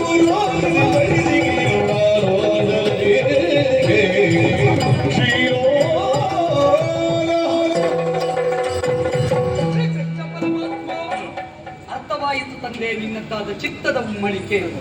ಚಿತ್ತ ಜನಯ ನೀನು ಎನ್ನುವುದನ್ನು ನಾವಲ್ಲೇ ಚಿತ್ತಯ ಪಿತನೆ. ಈ ವೇಳೆಯಲ್ಲಿ ನಾವಿಬ್ಬರು ಪಂಥ ಹಾಕಿದ್ದೇವೆ. ಮಧ್ಯದಲ್ಲಿ ಸಿಕ್ಕಿಕೊಂಡವ ನೀನು ಪರಿವರ್ತನೆಗೆ ಪಥ ಕಾಣದೆ ಚಿಂತಿಸುತ್ತಾ ಇದ್ದಿ. ಚಿಂತೆ ಯಾಕೋ ಮುಗಿಸಬೇಕಲ್ಲ ಚಿನ್ಮಯ. ನಾವೆಷ್ಟು ಪ್ರಯತ್ನ ಮಾಡ್ತಾ ಇದ್ದೇವೆ ನಿಮ್ಗೆ ಗೊತ್ತಲ್ಲ. ನಿನ್ನನ್ನು ಕಾಣಬೇಕು ಅಂತ ಈ ಪ್ರಯತ್ನಕ್ಕೆ ಫಲವಾಗಿ ಒದಗಿ ಬಂದ ಮೇಲೆ ನೀನಾದರೂ ಅವನ ರಥದಲ್ಲಿ ನಿಂತು ಯುಕ್ತ ಸೂಚನೆ ಕೊಟ್ಟಿದ್ದಾದ್ರೆ ನಾವು ಬದ್ಧರಾಗಿದ್ದೇವೆ. ಚಿಂತಿಸಬೇಡ ಪ್ರಭು, ಅವನ ವಂಚೆಯೇ ಬೇರೆ, ನಮ್ಮ ವಂಚೆಯೇ ಬೇರೆ. ಅವನಿಗೆ ಬೇಕಾದದ್ದು ಲೌಕಿಕ ಜಯ ಕೃಷ್ಣ, ನಮಗೆ ಬೇಕಾದದ್ದು ಪಾರಮಾರ್ಥಿಕ ಜಯ. ಒಬ್ಬ ವ್ಯಕ್ತಿ ಎಷ್ಟು ಸಮಯ ಬದುಕಿದ ಎನ್ನುವುದು ಮುಖ್ಯ ಅಲ್ಲ, ಬದುಕಿದಷ್ಟು ದಿವಸ ಹೇಗೆ ಬದುಕಿದ ಎನ್ನುವುದು ಮುಖ್ಯ. ಹಾಗಾದ ಕಾರಣ ಹೇಳುತ್ತೇನೆ, ಕದಳಿ ಬಾಳೆ ದೇವರ ಪೂಜೆಗೆ ಫಲ ಕೊಡುತ್ತದೆ. ಅದು ಬದುಕುವುದು 1 ವರ್ಷವೋ 6 ತಿಂಗಳು ಮಾತ್ರ. ಆದರೆ ಯಾವುದಕ್ಕೂ ಆಗದ ವೃಕ್ಷ ಎಷ್ಟೋ ಸಮಯ ಬದುಕುತ್ತದೆ.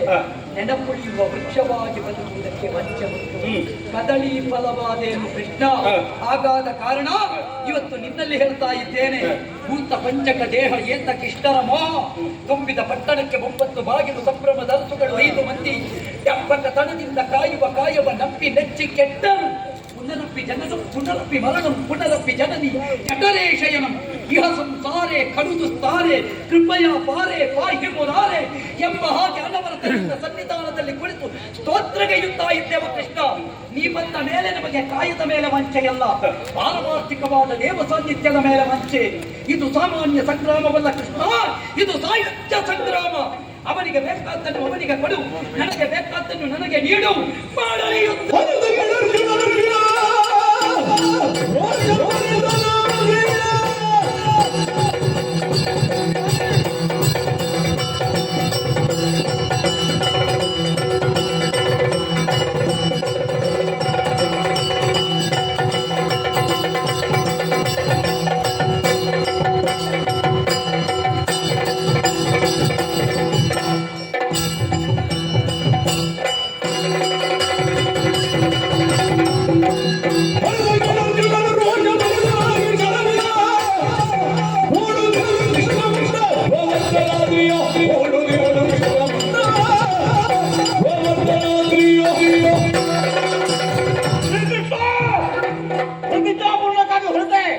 ತೊಳೆಯಿಂದ ಕಡೆಯೊಂದನ್ನು ತೆಗೆದೆ ಸಿಂಧನಿಗೆ ಜೋಡಿಸಿದೆ. ಹಳೆಯ ಅರ್ಜುನ, ಅದೇ ಬಾಣ, ಅದೇ ಧನುಸ್ಸು. ನಾವು ಬಂದ ಬಳಿಕ ಏನಾದರೂ ವಿಶೇಷವಾದದ್ದು ಕೊಡಲ್ಪಡಬೇಕು ಬಾವ. ಮಂತ್ರವಾಹಿಸಿ ಹೋಗಿದೆ, ಆಗಿದೆ. ಮಂತ್ರ ಸಾಲದ ನಾನು ಕೊಡಬೇಕು ಅಂತಾದ್ರೆ ಅದರಲ್ಲಿ ಏನೋ ಒಂದು ಉದ್ದೇಶ ಉಂಟು ಎನ್ನುವ ಹಾಗೆ ನೀವು ತಿಳಿಯಬೇಕು ಬಾಬಾ. ಏನು ಕೊಡ್ತೀನಿ? ಹಾಗಾಗಿ ಗೋವರ್ಧನಗಿರಿಯಲ್ಲಿ ಗೋವುಗಳನ್ನು ಗೋಪಾಲಕರನ್ನು ಪರಿಪಾಲಿಸಿದಂತಹ ಪುಣ್ಯವನ್ನು ಧಾರೆ ಎರೆದಿದೆ. ನಿತ್ಯದೇವ ಸಕಲ ಪುಣ್ಯ. ನಿನ್ನ ಆ ಗೋವರ್ಧನೋತ್ತರಣದ ಪುಣ್ಯವನ್ನು ಹೊತ್ತು ಬರುವ ಮಾರ್ಗಣವನ್ನು ಮಾರ್ಗ ಮಧ್ಯದಲ್ಲಿ ಖಂಡಿಸದೆ ಹೋದರೆ ಪದುಮಾನಾಪ ನಿನ್ನ ಪದ ಸೇವಕ.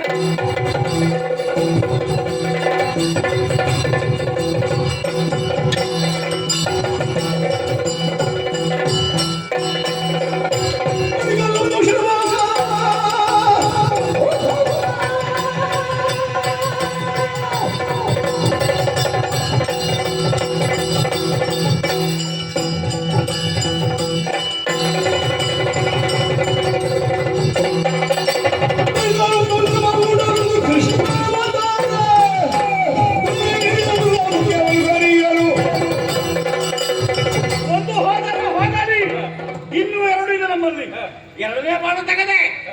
ಮಧ್ಯಮ ಪಾಂಡವ, ಮಧ್ಯಮ ಶರ, ಇದರಲ್ಲಿ ಕಾರ್ಯ ಸಾಧನ ಆಗಬೇಕು. ಈಗ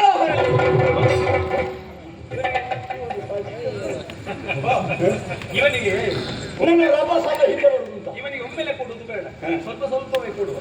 ಕೊಟ್ರೆ ಧಾರಣಾ ಶಕ್ತಿ ಉಂಟಾ ಅಂತ ನೋಡುವ. ಅಲ್ಲ, ಒಮ್ಮೆಲೆ ಕೊಟ್ರೆ ಬಿದ್ದರೆ ಅದೇ ಕಷ್ಟ ಆದೀತು. ನನಗೆ ಯಾವ ಬೀಳ್ಬೇಕಾದ ಮುಖ್ಯ. ಬೇಡ ಬೇಡ, ಬೀಳುವ ಹಾಗೆ ಬೀಳ್ಲಿ. ಪೂರ್ಣಾವತಾರದ ಪುಣ್ಯ, ಕೃಷ್ಣಾವತಾರದ ಪುಣ್ಯವನ್ನು ಧಾರೆ ಎರೆದಿದ್ದೆ. ಆವಾಗ ಕೊಟ್ಟದ್ದು ಬೇರೆ. ಅದು ಗೋವರ್ಧನೋದ್ಧರಣ. ಹಾಗಾದ್ರೆ ಕೃಷ್ಣಾವತಾರಕ್ಕಿಂತ ಹೊರತಾದ ಗೋವರ್ಧನಾವತಾರಣದ ಪುಣ್ಯವನ್ನು ಹೊರತುಪಡಿಸಿ ಉಳಿದ ಅಖಂಡ ಕೃಷ್ಣಾವತಾರದ ಪುಣ್ಯ ಇನ್ನು ನಾಳೆ ಎಷ್ಟು ಮಾಡ್ತಿದ್ದ ಗೊತ್ತಲ್ಲ. ಇಲ್ಲಿಯವರೆಗೆ ಅಲ್ವಾ, ಇನ್ನುಂಟಲ್ಲ ಅವತಾರ, ಇಲ್ಲಿಯವರೆಗೆ ಇದ್ದಂತಹ ಪುಣ್ಯವನ್ನು ಇದಕ್ಕೆ ದಾರ ಎರೆ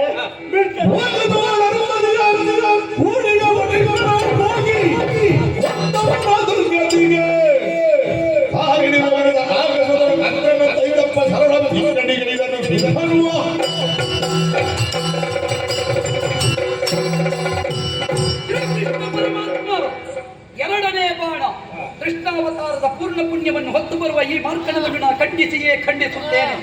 ಖಂಡಿಸಲಾಗದೆ ಹೋದರೆ ಲೋಕದಲ್ಲಿ ಆದರ್ಶ ದಂಪತಿಗಳು ಅಂತ ಹೇಳಲ್ಪಟ್ಟವರು ವಸಿಷ್ಠ ಅರುಂಧತಿಯರು.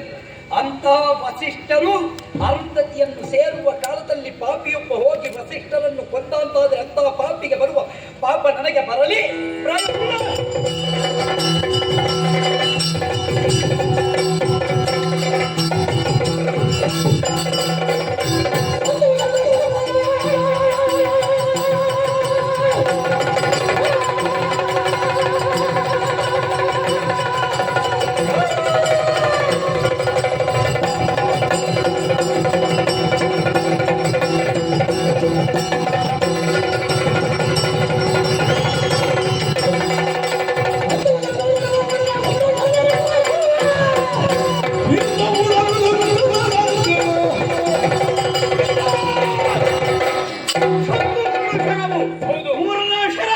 ನಿರ್ಣಾಯಕವಾದ ಶರ ಇವನ ಪ್ರಾಣ ಹಿಡಿತಾನೆ. ನೀನು ಈಗ ಮಾಡದ ಕಾರಣವೇ ಹೀಗಾಗುದಂತ ಅಲ್ಲ, ನಾವು ಕೊಡುವಾಗ ನಾನೊಂದು ರಭಸದಲ್ಲಿ ಹೊರಟಿದ್ದೇನೆ. ನನ್ನ ರಭಸವೇ ನಿಂತು ಹೋಯ್ತಾ. ನಾ ಮೊದಲೇ ಸೂಚಿಸಿದ್ದೇನೆ, ಏಕಪತ್ನಿ ವ್ರತಸ್ಥ ಇವನನ್ನು ಅಷ್ಟು ಸುಲಭವಾಗಿ ವಧಿಸುವುದಕ್ಕಾಗುವುದಿಲ್ಲ. ಅಲ್ಲ, ನಾನು ಹೊರಟಾಗಲೇ ಮಾಡೋ ಬಿಡ್ತಿದ್ರೆ ಆಗ್ತಿದ್ದ ಏನು. ಇಲ್ಲ, ನೀನು ತಡೆ ತಡೆ ತಡೆ. ನಾ ಬಹುಪತ್ನಿ ವಲ್ಲಭನಾಗಿ ಗಳಿಸಿದಂತಹ ಪುಣ್ಯವನ್ನು ಧಾರೆ ನನಗೆ ಗೊತ್ತಾಯ್ತು. ಯಾಕೆ ನಿನಗೂ ಕೊಡ್ಬೇಕು ಅಂತ ಉಂಟು. ಹೌದು, ಕೊಡಲೇಬೇಕು. ಇವನಿಗೆ ಕೊಡ್ಬೇಕು ಅಂತ. ಹೌದು, ಹಾಗೆ ಕಾಡ್ದ. ನಾ ಏಕಪತ್ನಿ ವ್ರತಸ್ಥನಾಗಿ ಗಳಿಸಿದಂತಹ ಪುಣ್ಯ, ರಾಮಾವತಾರದ ಪುಣ್ಯವನ್ನು ಧಾರೆ ಎರೆದಿದ್ದೆ. ಸಾಕಾಗುದಿಲ್ಲ. ಸೀತಾರಾಮ ಯಾರು? ಅಲ್ಲ, ನಾನು ಅವರನ್ನು ನೆನಪಿಸಿ. ಹೌದಮ್ಮ, ಅಷ್ಟೇ ಸಾಕು. ಮತ್ತೆ ಆದಿಯಲ್ಲಿ ಭನ್ಮ, ಮಧ್ಯದಲ್ಲಿ ಹರಿ, ಅಂತ್ಯದಲ್ಲಿ ಹರ ನೆಲೆಗೊಳಿಸಿದ್ದೆ. ಮತ್ತೆ ಯಾವಾಗ ಉತ್ಸಾಹದಲ್ಲಿದ್ದೆ ಆಗುದಿಲ್ಲ. ಅವಾಗೇನಂತೂ ಸಾಕಾಗ್ತದೆ. ಈಗ ಒಮ್ಮೆ ನಡವಿದ್ದೇನೆ.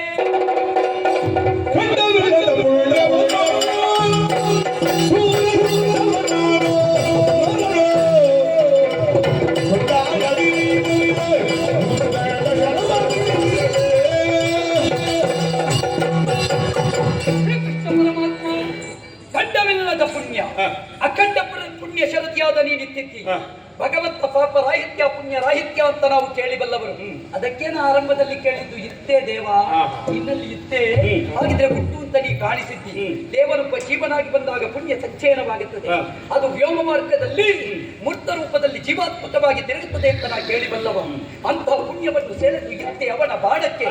ಅಂತಹ ಖಂಡವಿಲ್ಲದ ಪುಣ್ಯ, ಅಖಂಡ ಪುಣ್ಯ ಶಕ್ತಿಯಾದ ನೀರಿತ್ತ ಪುಣ್ಯ ಅದು ಬಂದಾಗ ಆ ಬಾಣವನ್ನು ನಾ ಖಂಡಿಸಿದ್ದೇನೆ.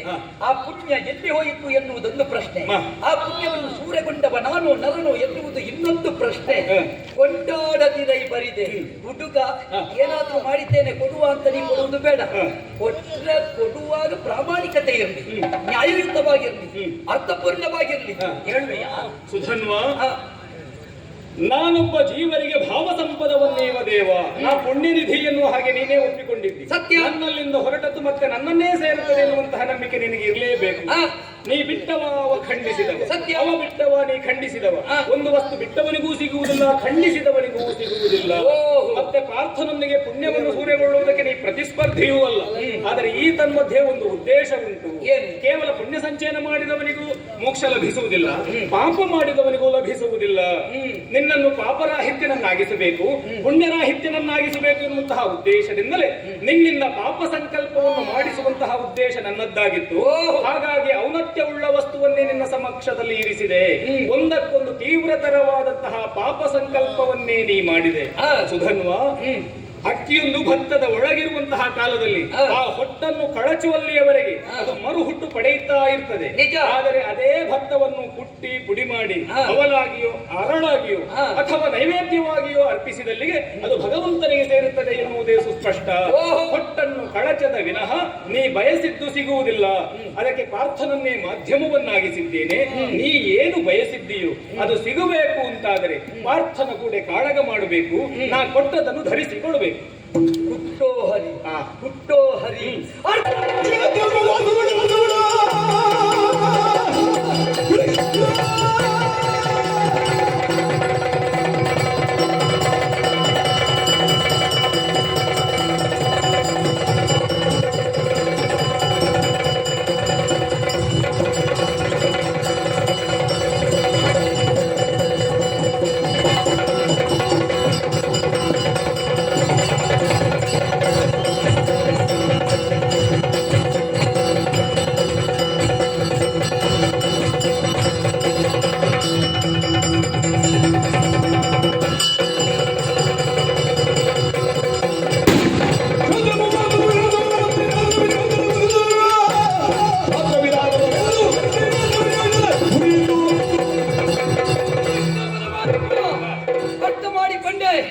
ಹಾಗಿದ್ರೆ ನನ್ನನ್ನು ಪೂರ್ಣಗೊಳಿಸಬೇಕು. ನಾ ಭತ್ತವಾಗಬಾರದು, ಭತ್ತದ ಹೆಸರು ಉಳಿಯಬೇಕು. ಅಕ್ಕಿಯಾಗಿ ಹಕ್ಕಿದೇರನಾದ ನಿನ್ನ ಸಾನ್ನಿಧ್ಯ ಸೇರಬೇಕು. ಅದಕ್ಕೆ ಬೇಕಾಗಿ ಬರುವಂತಹ ರಾಮಾವತಾರದ ಪುಣ್ಯವನ್ನು ಹೊತ್ತು ಬರುವ ಮಾರ್ಕಣ.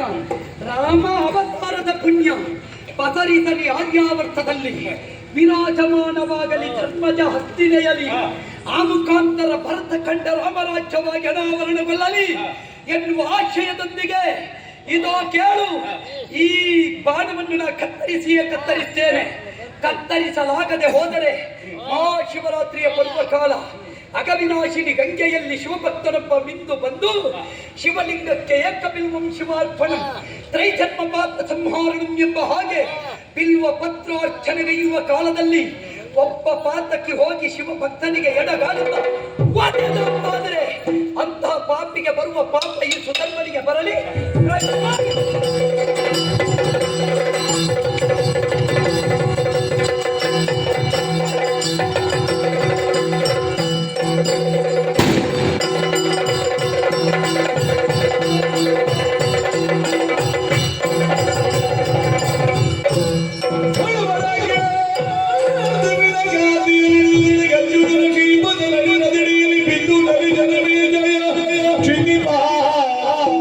ಜನ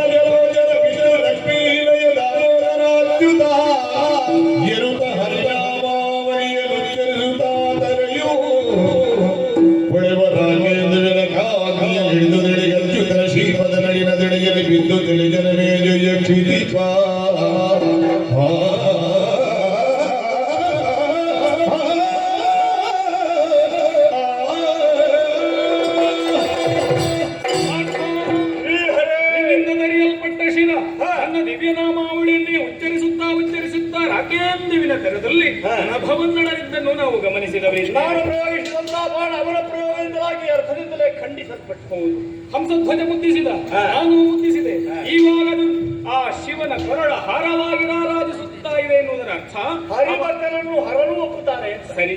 ಸಮರದಲ್ಲಿ ತೊಡಗಿಸಿಕೊಂಡದ್ದು ಅವ ಮೋಕ್ಷಾರ್ಥಿಯಾಗಿ ಅವನ ಆಕಾಂಕ್ಷೆಯನ್ನು ನಾವು ಈಡೇರಿಸಿದ್ದೇವೆ ಎನ್ನುವಂತಹ ನೆಮ್ಮದಿ ನಮಗುಂಟು. ಸುರಥನೇ ಕಾಳಗಕ್ಕಾಗಿ ಬಂದನಲ್ಲ ಅವನ ಸಹೋದರ. ಹೌದು, ಅವನು ಯುದ್ಧದಲ್ಲಿ ಅಸುನೀಗಿದ. ಹಂಸಧ್ವಜ ಹೇಳ್ತಾ ಇದ್ದಾನೆ, ನೀನು ಯುದ್ಧ ಇಲ್ಲ, ಯುದ್ಧ ಇಲ್ಲ, ನಮ್ಮನ್ನೊಡಗೂಡುತ್ತೇನೆ ಎನ್ನುವ ಹಾಗೆ ಹೇಳುತ್ತಾ ಇದ್ದಾನೆ. ಅವನ ಆತಿಥ್ಯವನ್ನು ಸ್ವೀಕರಿಸಿ ನಮ್ಮ ಪಯಣ, ನಮ್ಮ ಯಾನ ಇನ್ನೂ ಮುಂದುವರಿಯುವುದಕ್ಕಿದೆ. ಇನ್ನು 3 ತಿಂಗಳ ಮೇಲೆ ಉಂಟಲ್ಲ. ಬೇಕು ಭವಾನಿ. ನೀನು ಎಷ್ಟು ದುಡಿತೀಯೋ ಅಷ್ಟು ದುಡಿಸಬೇಕು. ನನ್ನನ್ನು ಸ್ಮರಿಸು, ನಾ ಬಂದೇ ಬರ್ತೇನೆ. ಗೋಪಾಲಕೃಷ್ಣನನ್ನು ಮಾನವ ಮಾನವ ಅಂತ ಇದ್ರೆ ಆಯ್ತು. ಬಾವ, ಗಜೇಂದ್ರ ಮೋಕ್ಷ ನಿನ್ನ ಎಲ್ಲ ಲೀಲಾ ಉಂಟವೆ ಕಥೆ ನಾನು ನೆನಪು ಮಾಡುದು. ಎಲ್ಲಾ ಲೀಲಾ ಶಿಬಿರದಲ್ಲಿ ಕುಸಿರಿಂದ ಕಥೆ ಹೇಳುದು ಅಂತ. ಹೌದಾ? ಇವತ್ತು ಶಿಬಿರದಲ್ಲಿ ತೊಡಗಿದ ಕಥೆ ಅದು. ಯಾವುದು ಯಾವುದು? ಗಜೇಂದ್ರ ಮೋಕ್ಷ. ಸರಿ. ಅಮೃತಾಪಹಾರ, ಆಮೇಲೆ ಗರುಡನಿಗೆ ಹೋಮದ ಭಟ್ಟ. ಹೌದು. ಆಮೇಲೆ ರಾಮಾಯಣದ ನನ್ನ ಮಕರಾಕ್ಷ. ಅದನ್ನು ತೆಕ್ಕೊಂಡೆ. ಕೊನೆಗೆ ನಿನ್ನ ಕಥೆ ಸುಧನ್ವನ ಕಥೆ.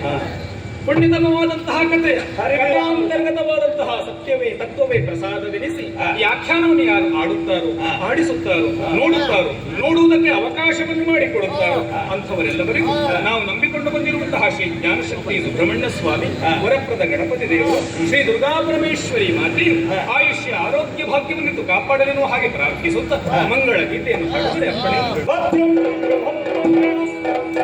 ಶರಣಿಷೆ ಶರಣಿಷೆ ಶ್ರೀ ಸುಬ್ರಹ್ಮಣ್ಯ ಶರಣೆ ಶರಣೆ ಶ್ರೀ ಸುಬ್ರಹ್ಮಣ್ಯ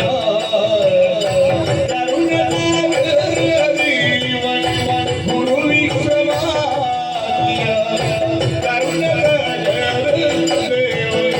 ಗುರು ವಿಶ್ವಮಾನ್ಯ ಶ್ರೀ ಸುಬ್ರಹ್ಮಣ್ಯ ಶರಣೋ ಮಯೂರವಾಹನ ದೇವ ದೇವ ಶರಣಕ್ಕೆ ಅಡಿಗರು ರೈಲ್ಯಾನೋ ಶರಣೆ ಶ್ರೀ ಸುಬ್ರಹ್ಮಣ್ಯ